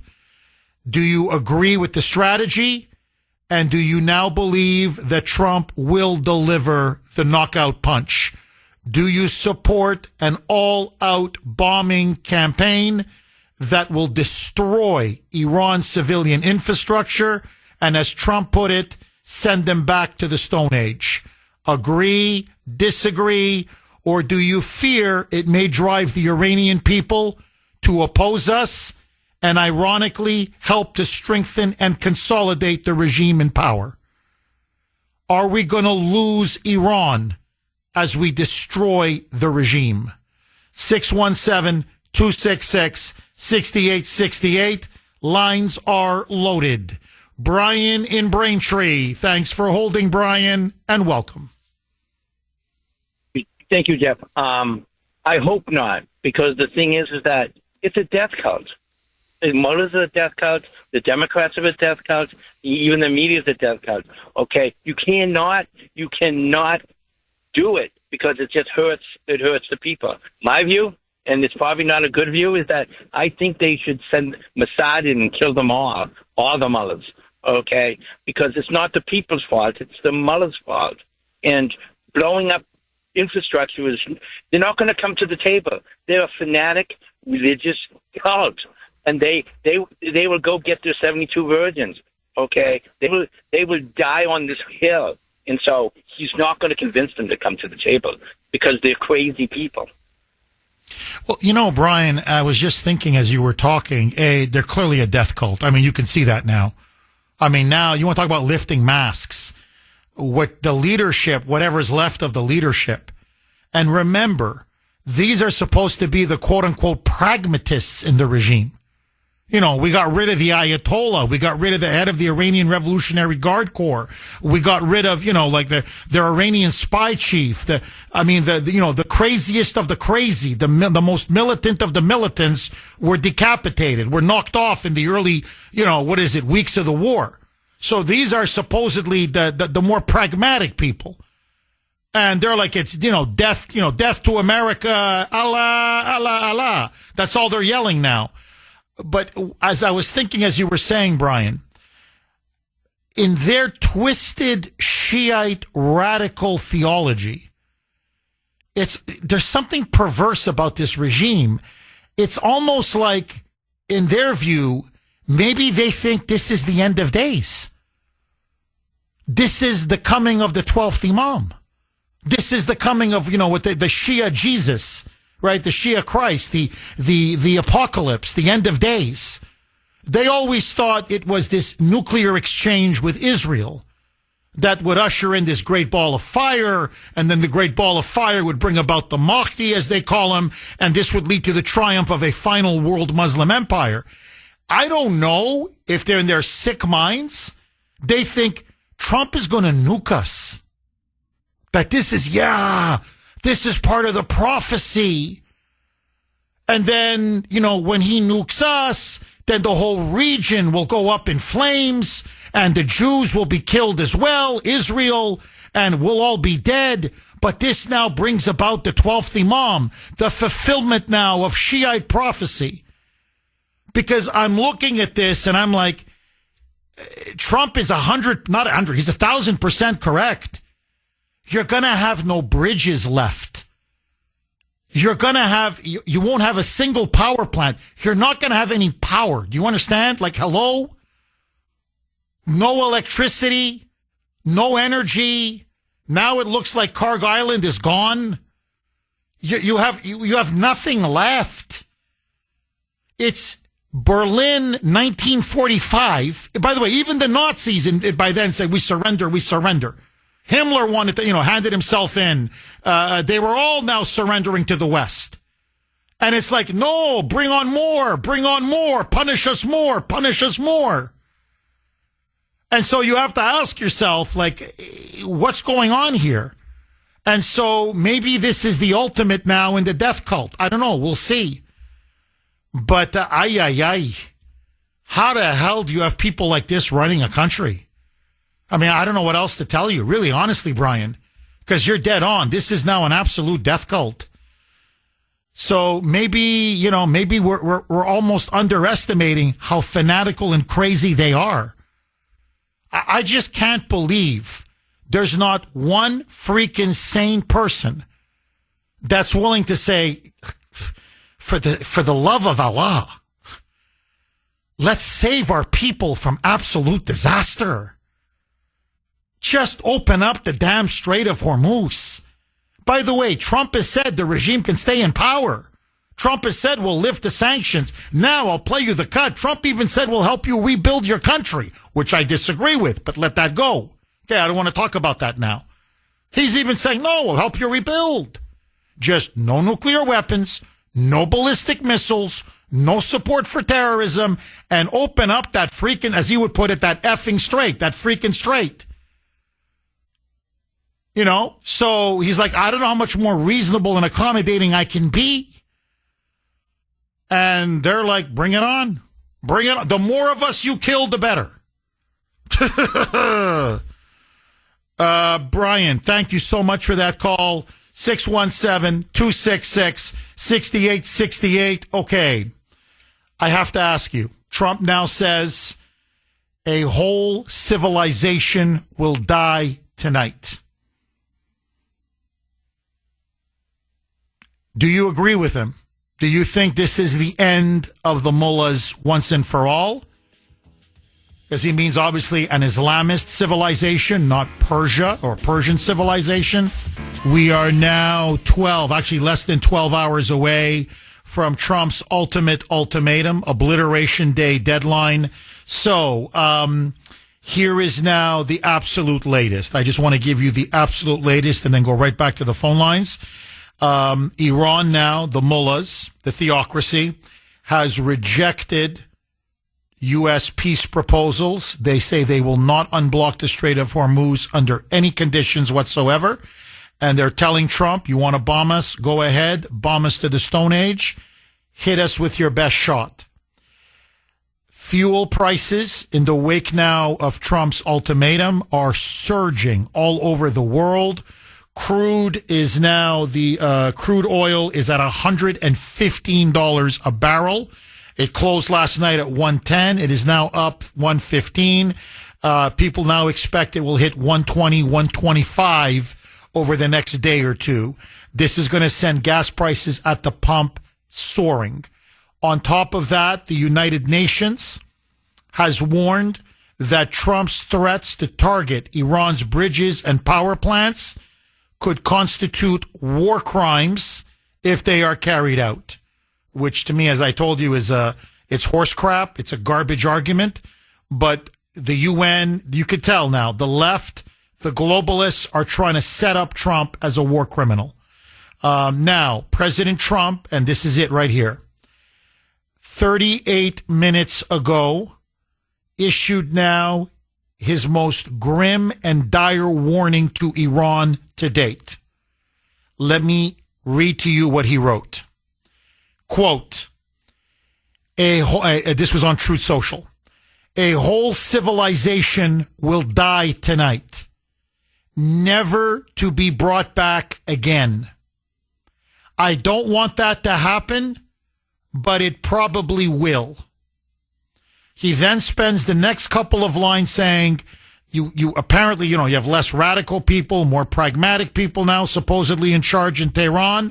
And he said, hey, look, who knows? We'll find out tonight.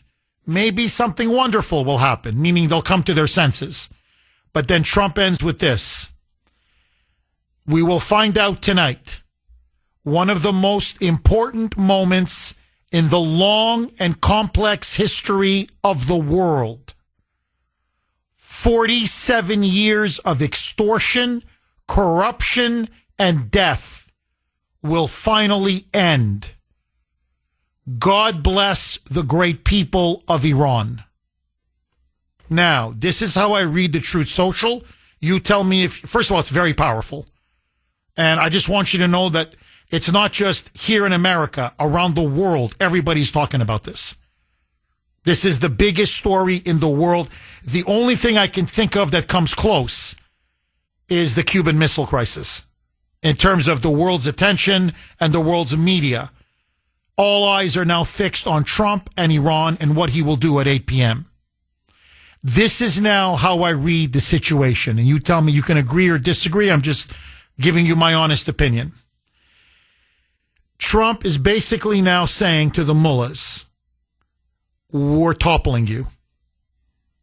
We're gonna bomb you and bombard you to such an extent that there'll be nothing left of the country's infrastructure, nothing left of your economy, nothing left for you to rule over except rubble and ash. In other words, your days are now over. I'm going now for regime change. That's number one. That's how I read it. Number two, he's telling the Iranian people it's now or never. When the bombs and the missiles start landing tonight, you've got to rise up. Because this is the big blow. The mother blow. We're going to hit Iran now short of a nuclear bomb, obviously. We're going to hit Iran now with everything that we have. Absolutely everything.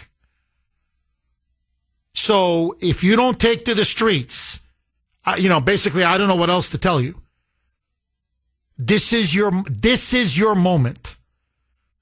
And if you join us, then 47 years of Islamist rule, the Islamic Republic as it's known, is going to die tonight and never to be resurrected again. My opinion, that's how I see it. Agree, disagree. Look, I got to say this. It's never been done in history without ground troops. Whether it's domestic ground troops, whether it's the country that's invading ground troops, but it's never been done through air, sea, and missile power alone. So I'm asking myself, is Trump now saying we're going to use hypersonic missiles, we're going to use technology that we've been keeping, in the background? Are we going to use weapon systems, conventional military weapon systems that have never been deployed in the history of warfare? And this is going to be the fundamental game changer? I don't know. Or is he now maybe going to launch special operations, ground forces to maybe take over some of these key islands and completely unblock the Strait of Hormuz? Or, because there have been reports now that we have been arming Iranians, that we are sending in guns and weapons and funding, and apparently even some training is getting in. So is Trump going to spring a domestic insurgency on the mullahs? And those will be the ground troops. I don't know. I mean, I'm speculating. But clearly now, look, the only thing I would say is this.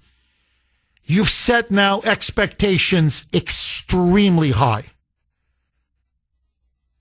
And I don't know if that's good. I mean, maybe it's what it takes to break the regime.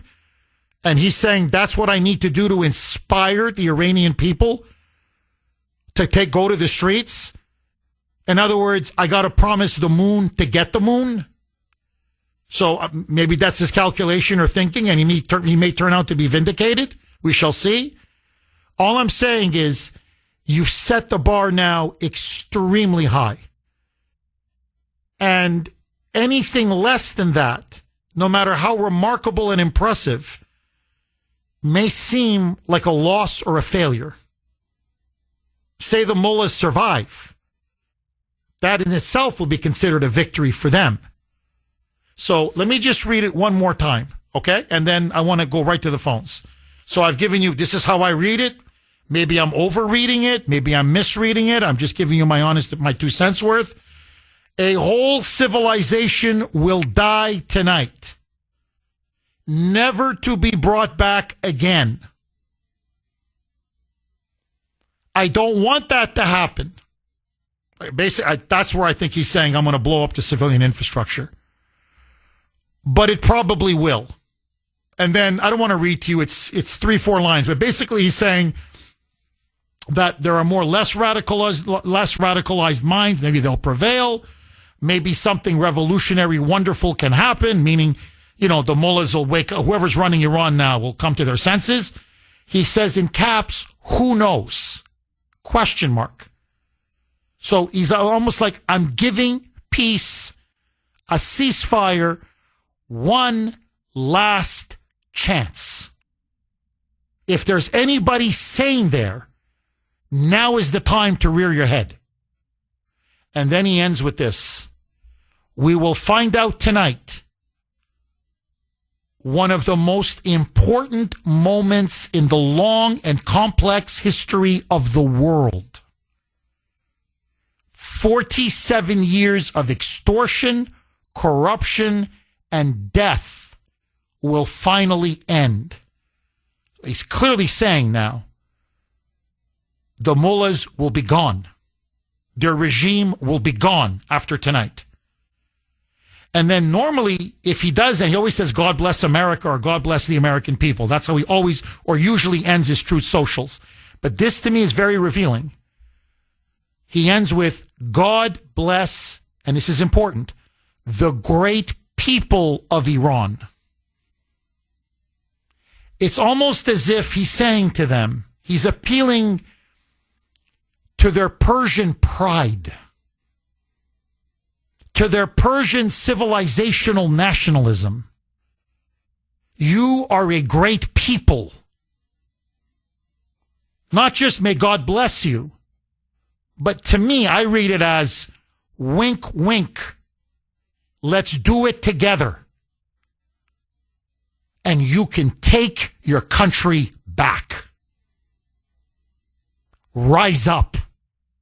For God's sake, rise up. That's how I read it. Mags in New Hampshire. Thanks for holding, Mags, and welcome. Good morning, Jeff, and as always, God bless you, Sandy and Mike, for everything that you do every day for us. Thank you, Mags. Thank you. I 100% agree with you what he's trying to say, but I honestly don't believe that they're going to do it. I think, unfortunately, the mullahs, I don't understand this personally, but they're afraid of them. And I realize that they're evil, evil, evil people, but there's got to be more Persians and good Iranians that can go up against these people. And that's what Trump has been saying all along since this started. Rise up. Take care of your country. We will help you. And he's been saying that since day one, Jeff. Don't you agree? Yes. Okay. So he's been begging them to take their country back. He's done everything that he could to make these people rise up. And they're still not rising up. It's unfortunate. It's unfortunate that these people don't care enough about their country that they want to save it. Because it doesn't appear that they do. Does it to you? Well, Mags, I'm a little more charitable when it comes to the Iranian people, only in this sense. And I'm not saying your point is not valid. It's very valid. It's been 47 years of absolute brutality, repression, murder, imprisonment, torture. This is a beaten down people. And they have risen up again and again and again. It's not that they haven't risen up. They have. To me, the greatest shot we had them. We had the regime on the ropes, was the famous Green Revolution under Obama. I mean, there were millions on the streets, millions. And Obama, they said they just needed the bare minimum help from the United States. Obama told them not only to fly a kite, he openly told the mullahs, we will never go against you. We support you, and you have the right to internally do whatever you need to do. So he gave the mullahs the green light to massacre them. And I know everybody's talking about the massacre of a couple months ago, which was brutal. What was it, 35, 40,000 they butchered. But they killed a hell of a lot more in that Green Revolution, under Obama. So what I'm saying is, Mags, these people have been murdered and murdered and murdered and murdered again and again and again. And to be fair, oftentimes the United States has urged them to rise up and then done nothing. So you have to look at it from their point of view. And look, I'll just give you an example. We have a very good Iranian friend.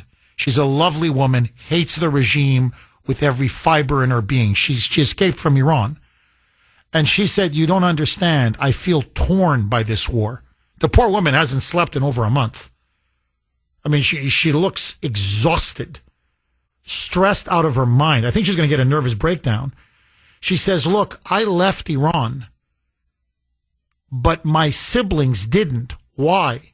Not because they didn't want to leave. No one wants to live under these mullahs, but because our parents are there. And so they said, you go and go to freedom to America. We will stay behind. And we have to take care of mom and dad because they're getting older. So they made a sacrifice to live and take care of their parents. Now, I'm just telling you what this woman, she says, I correspond with them all the time until this war. Now she can't, all communication has been cut off. So she's out of her mind. She doesn't know if they're alive, if they're dead, what's going on. But what she said is, look, they stayed behind. There are tens of millions of Iranians like them. They hate the mullahs. But now they've managed to carve out a life for themselves. They take care of their parents. They have jobs. They have children. They go to birthday parties. They celebrate wedding anniversaries. In other words, they have some kind of a life. The problem with the war is that now there's no life. There's nothing. And every time they speak out or oppose the regime, they get murdered, they get slaughtered, they get tortured, they get beaten. And so you're talking about a population that has become so hopeless and demoralized that, they've practically lost all hope. So how do I say this? It's easy for us to say, rise up. I get it. But unless you've walked in their shoes and lived their lives, look, and that's why people are saying, well, Jeff, why are you against the bombing? It's not that I'm for the mullahs, the opposite.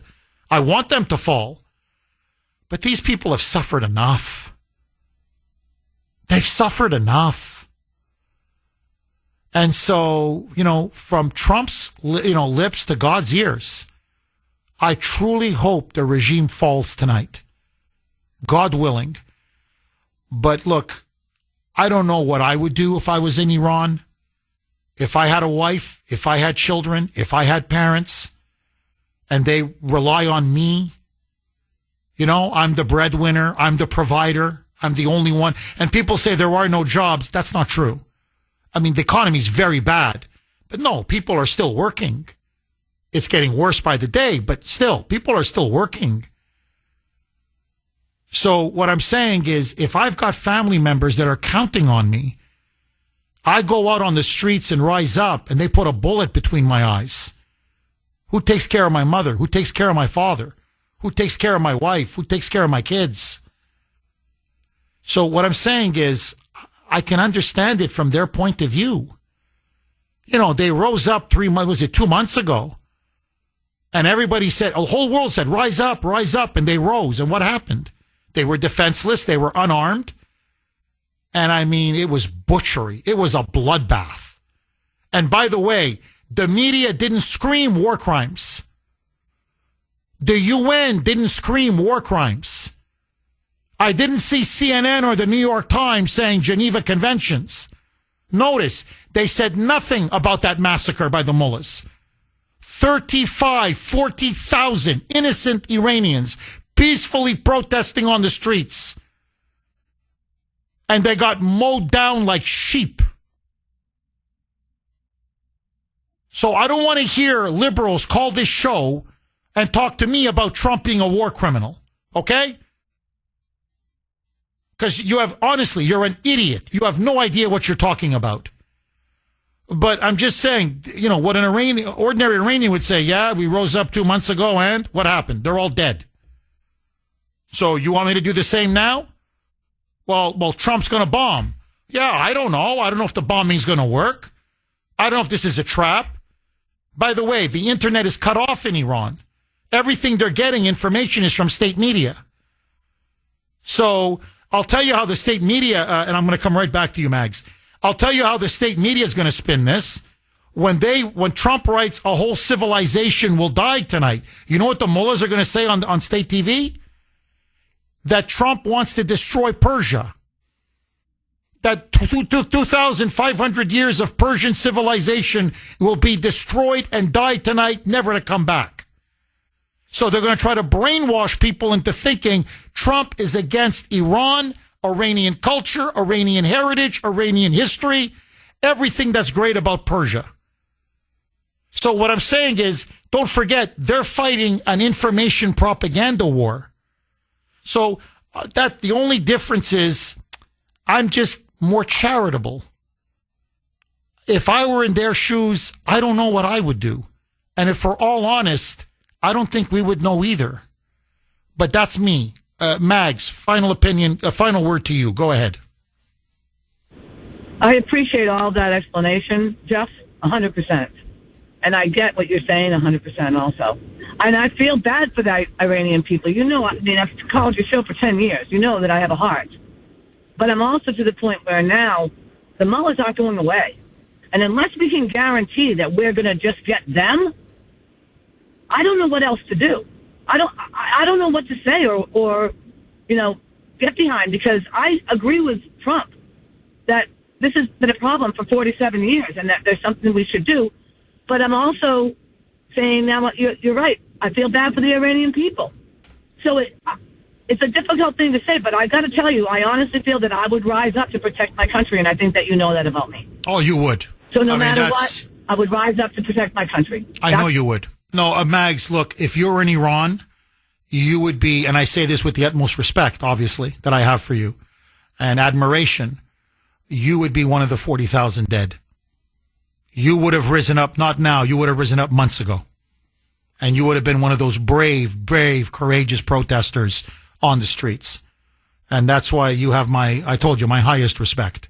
So I understand where you're coming from, because you're a true patriot.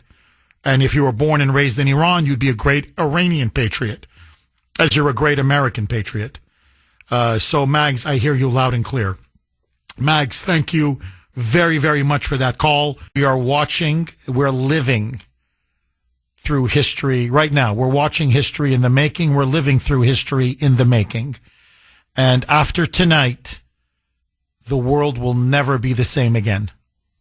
I think there's pretty much, unless something very dramatic happens, there's a last minute deal or Trump delays for whatever reason. But barring something like that, which is now extremely unlikely at this point, the world will change after tonight. There's no question.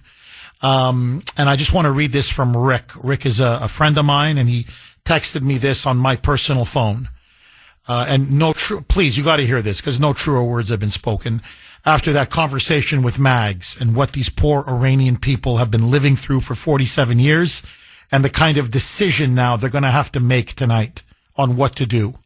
And this is what Rick wrote me. Quote, "The idiots and fools that waste their 2 hours every Saturday with their no kings," I can't say this word on the air, I'll just clean it up, "with their no kings bullcrap, can't even understand real tyranny that is happening right before their eyes." And that is so true. You want to talk about real kings, real emperors, real tyrants, real dictators? That's Iran. That's the mullahs right now in front of our eyes. And yet these liberals and the media are calling Trump the war criminal, are rooting for the mullahs to defeat us. You can't make this up. I'm telling you, you can't make it up. Okay, the media now is reporting, multiple media outlets, you need to be aware of this, that Iranian state media, in other words, the leaders of Iran, the Iranian Revolutionary Guards, are now urging young Iranians, the youth, to go in front of bridges and power plants and form human shields. These savages, these barbarians, I'm sorry, the evil scum that they are.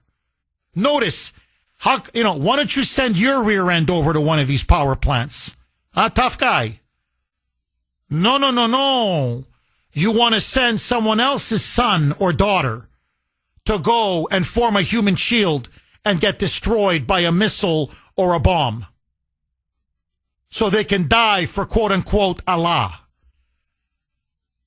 And so, according now to multiple reports, Iranian state media is saying that the leadership in Iran is now saying this is a holy war in defense of Shia Islam, a holy war in defense of the Islamic regime, and that they're urging now, I'm talking teenagers, young kids even, I'm not just talking people in their 20s, college students, high school students, teenagers, 10-year-olds, 11-year-olds, to go form human shields around these bridges and power plants. And if they do, and if they're incinerated, they will automatically go to heaven as martyrs. So those are the kinds of savages that we're dealing with. So no, do I honestly think they're going to offer Trump some kind of an off-ramp? No. No. If they're calling for young people to sacrifice themselves and basically become, martyrs, they don't look to me like they're going to open up the Strait of Hormuz between now and 8 o'clock tonight. So if I was a betting man, I'd be saying Trump is going to decimate him and obliterate him at 8:01, starting at 8:01 p.m. tonight. Bobby in Saugus. Thanks for holding, Bobby, and welcome. Yeah, Jeff. Hi, Bobby. Thank you for all you do, Jeff. My pleasure, Bobby. My pleasure. Okay. I'm a triple Trumper, but sometimes I can't understand things. The Iranians have lived 47 years in misery, and yet we're going to make them more miserable by bombing their infrastructure and power plants, and I don't see how that helps the people. Bobby, do you think what Trump is thinking is conditions are going to become so bad, so intolerable, and that's the right word, intolerable, that he's saying, look, I'm going to force you to go out there and overthrow the Ayatollahs. In other words, pretty much you're going to have no choice. The bridges will be gone. The power will be gone. Everything will be gone. So what is there left except go out on the street and overthrow them? Basically, he's like, I'm going to force their hand, whether they want to or not. The mullahs are using fear. Trump is almost saying, I'm going to use desperation to overcome the fear of the mullahs. What say you, Bobby? Well, that degrades what's left of the Iranian missile program, their drone program, their defense against the Strait of Hormuz. I don't see how it degrades any of that. Bobby, do you think maybe this is a classic bait and switch maneuver whereby everyone's focused on the infrastructure? And look, the mullahs are in full panic. They want to rack up the civilian death count by telling their people to go, act as human shields. And maybe Trump is making a play for the Hormuz. That's going to be his big move tonight. What do you think? Well, it could be, but I don't. So far, I think we've underestimated the Iranian military and their resolve. I think trying to take the Strait of Hormuz is going to be a blood. It's going to be a bloodbath. No, I hear you. Bobby, thank you very much for that call. I really appreciate it. Tommy in Brockton. Thanks for holding, Tommy, and welcome. Thank you so much for taking my call. My pleasure, Tommy. Okay, so here's the point. If Trump's people are listening, if I could wave my magic wand, in the rural areas of Iran, forget about it. The strongholds of Muslims. There's 7 ethnic groups in that country. I'm not going to get into it. But what they need to do, in my opinion, they need to drop pallet loads full of light weapons such as AR-15s, AR-10s, whatever the military uses, and small caliber bullets and larger caliber bullets, as well as rocket-propelled grenades, and let the Iranian people fight the Islamic Revolutionary Guard. And there's power in numbers. And in the urban centers of Iran, that's where they've had these massive protests. And you were correct. I'm a religious listener of a different radio program at noontime called Democracy Now! And during those protests, the one woman there, Amy Goodman, never mentioned the government of Iran violating human rights, shooting the protesters. All she admitted is they were shooting protesters. And this is the problem with highly educated white liberals in our society, that they do not hold other people to the same standards that they're willing to hold Donald Trump. Now, as far as bombing civilian infrastructure, I'm not in favor of that. I don't want to see hospitals blown up. I don't want to see bridges blown up for the time being. And I certainly don't want to see the electrical power plants blown up. Power lines, yes, because they can be easily repaired. But like I say, to reiterate the point, they have got to arm the Iranian people, and they can do this with their C-130s flying at very high elevations and just dropping pallet loads full with parachutes of those arms, and do it in the urban centers. And we did that in the Iraq War back in 91. We dropped it off of the Kurds, and unfortunately Saddam's troops were shooting those people, and what was dropped then was humanitarian aid, food, water, and medical needs. But like I say, in an urban area, that is where I think that it would definitely help out the Iranian people. And anybody knows how to use a firearm like that. You don't have to be a rocket scientist. So anyway, I'd like to hear your thoughts, Jeff. Well, Tommy, I think if Trump needs boots on the ground, you're right. I think there are many within Iran who could be those boots on the ground. I think there's no question about it. And you could arm a domestic insurgency, and then the mullahs would be finished. I mean, it may take a little bit of time, but they can't deal with an armed threat from within. They just can't. So you're completely right. Tommy, my question to you, do you think Trump is going to follow through on his ultimatum? And when he says, as he said, what is it, about an hour ago, that a whole civilization is about to die, what do you think he's threatening? What do you think he will actually do? Will he bomb Iran back to the Stone Age? Or do you think this is the mother of all psychological warfare, to psych out the mullahs so they just say, okay, basically we cry uncle, we're unblocking the Strait of Hormuz because we don't want to see our country be utterly obliterated? What say you?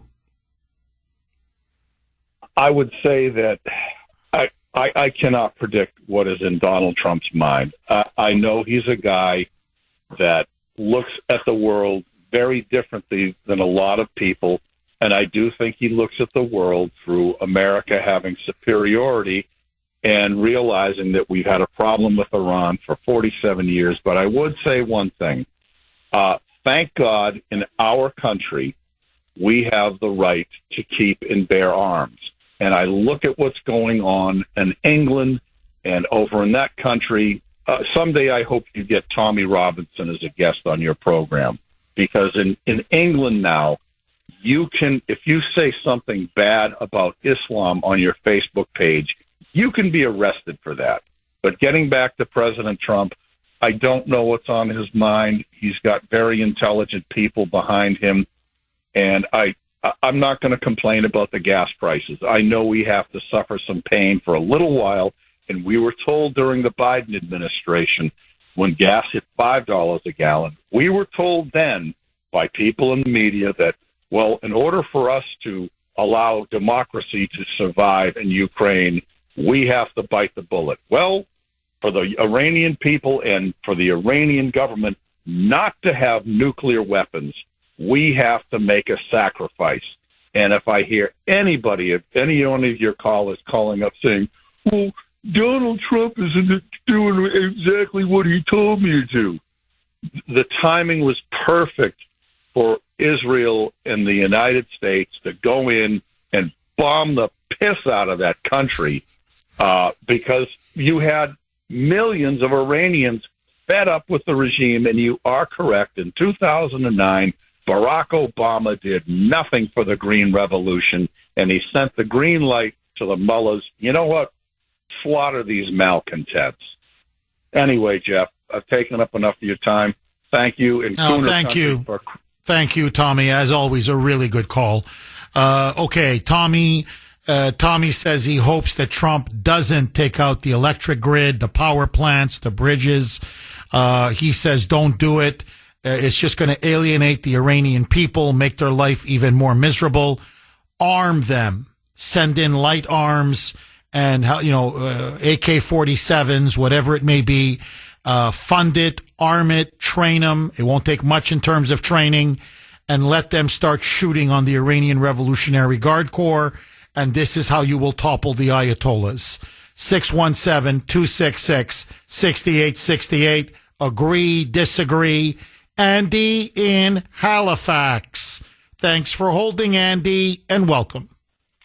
Good morning, Jeff. Thank you for taking my call. I really have just one question, and you kind of touched on it a little bit earlier, that the Iranian people are in a blackout. They have no Wi-Fi. They have no communication with the outside world. So where is Elon Musk? Where is Starlink? I don't understand why it's so critical for the Iranian people to be in touch with the rest of the world, both to show us what's happening and for them to hear what President Trump wants to do. Curious what your thoughts are. Oh, I agree with you, Andy. I've been seeing that on social media a lot lately. You know, where's Starlink? Where's Elon Musk? It's a great question. And I think especially now, especially with the deadline looming tonight, the Iranian people have to know what Trump wants, what his objectives are, what our intentions are, and that they at least need to hear from us that, hey, we don't want to hurt you. Like, this is not against you, the people. You know, I mean, I know it's small comfort if you have no power and you have no water and, you know, you have no bridges and you have no, you know, much of an infrastructure. But, you know, it's not, believe me, it's designed to maximize pain and punishment for the regime. And so, you know, I think it'd be nice for them to hear it. You know, and so that's one of the reasons why I've been saying, let's drop leaflets. Let's drop a ton in Farsi so they can understand, obviously. Let's drop leaflets all over Tehran and other places. You know, we did it in World War II to tremendous effect. We can do it again. But look, it's clear now, Andy, it's been about 3 or 4 days. I'm just going by what the media is reporting. But it's been about 3 or 4 days where our fighter planes and Israel's fighter planes, we have hit their steel industry. Iran has a very vibrant steel industry. We have now taken most of that out. They have a lot of petrochemical plants that they sell. It's, in fact, they're one of their most important parts of their economy after oil. They get a lot of hard currency from their petrochemicals that they sell to the world market. We have been decimating their petrochemical plants. And now it's been about a couple days, we're now hitting their pharmaceutical facilities. So it's clear that Trump and Israel are laying the groundwork to cripple and decimate Iran's economy, which was already bad with the sanctions and the mismanagement of the mullahs before the war. But now it's in a death spiral.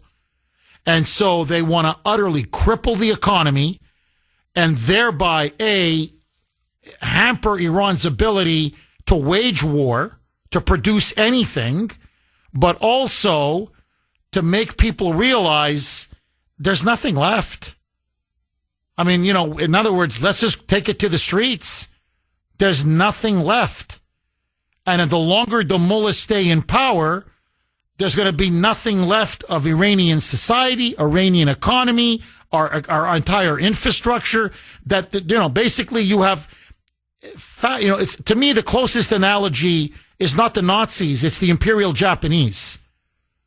You know, you firebomb them, they won't surrender. You drop one atomic bomb, they won't surrender. You drop a second atomic bomb, they still won't surrender until the emperor stepped in.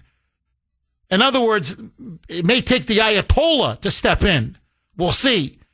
But Trump is basically now saying, look, there comes a point where you have to take matters into your own hands because there's going to be nothing left of your country. And that's pretty much what he just said in that Truth Social post. So we shall see. Jack in New Hampshire. Thanks for holding, Jack, and welcome. Good morning, Jeff. Thank you for taking my call. My pleasure, Jack. I just got a big note for Kuhner country. Listening to your show, by the way, and all the callers, I mean, Tommy and Mags and all the folks that are calling in, just really amazing dialogue. But I just want to say this. President Trump is not your regular man. And the man, he's brilliant. He's got a good heart. He's a father. He's a husband. He's a grandfather. He's a good man, and he doesn't want to hurt the people of Iran. And most importantly, I think people need to understand he's not going to reveal what his tactics are going to be, his strategy. I remember the great Norman Schwarzkopf, if you remember, Jeff, back in the Iraq War, and he had some dialogue to Saddam Hussein. He said that Saddam was not a tactician. He didn't know nothing. I mean, his strategy for protecting his country was bad. He didn't know what he was doing. And I think we need to take into account Trump he's got an ace. I feel that he has an ace up his sleeve. And what's going to end up taking place is something no one's thought of. But there's also an irony here that none of your callers have come up with. Isn't it funny? We're talking 47 years of tyranny with the Mullahs in Iran. And guess what? Our president is the 47th president. So I think there's some meaning there. That's interesting. That's interesting. Jack, I take it you support President Trump, and if he needs to, as he put it, bomb Iran back to the Stone Age, or as he put it, tonight a whole civilization will die, meaning obliterate their infrastructure. You think Trump realizes the stakes, and if he's got to finish the job, let him finish the job, correct? Yes, but no, I don't think he wants to hurt the people. I think there's going to be a strategic move on his part that he's going to obliterate the mullahs, because that's what needs to happen. And I think Kuhner country would agree with me. We don't want to hurt the Iranian people / Persian people. We want to take out the administration, per se, who are the mullahs. They're evil. They need to go. And there's possibly a strategic move. I would send in special ops. It could be happening right now as I speak, to find out where they are and take them out, obliterate them, so that the people of Iran can rise up and make their country what it should be. And I pray to God. I think all of us need to pray.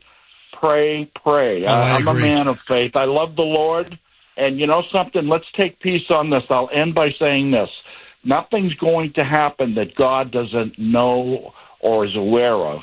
And if something's not supposed to happen, it's not going to happen. I take refuge in God. I have faith in Him. I just hope this thing is minimal on the death toll, and we can all rejoice in the aftermath that Trump does what he needs to do, but does it in the most compassionate, merciful way. That's it, Jeff. Jack. God bless. God bless you, and thank you very much for that call. From your lips to God's ears. I can tell you this, at 8:01, the Kuhner man is going to be glued to his television. And I'm going to be monitoring, the cable news, and obviously I'll be online, because at 8:01, you just get the sense something is going to happen. And we're going to know very soon what Trump's ultimate plan and strategy is. Danny in Plymouth. Thanks for holding, Danny, and welcome. You took my words right out of the mouth about the Japanese. It's no different than 1945, that it took not one nuclear bomb, it took two to finally think. They believed in the Bushido Code, the war of the warrior, to die for the emperor is the best thing. And these mullahs are no different. And also, I don't believe in dropping guns all over Iran unless they have an underground that we're in touch with that can pick it up, because how many times our own firearms have been used on our troops on foreign soil? And that's what I'm afraid of on that point. Oh, that's a very good point, Danny. Yeah, no, you're right. If they give weapons, they have to know these are, definitely pro-American, pro-Western, and it's not going to be used against us. Danny, we've got less than a minute. Do you think Trump will obliterate Iran's civilian infrastructure? And should he? What say you? Final word to you, Danny. Yes, you have to. That's the only way. We got Germany and Japan to surrender. They're fanatics. No different. The Iranian people are like that. And it took different generations to get their ideology out of their heads. Danny, thank you very, very much for that call. Okay. All right. Trump now says a whole civilization will die tonight, never to come back again.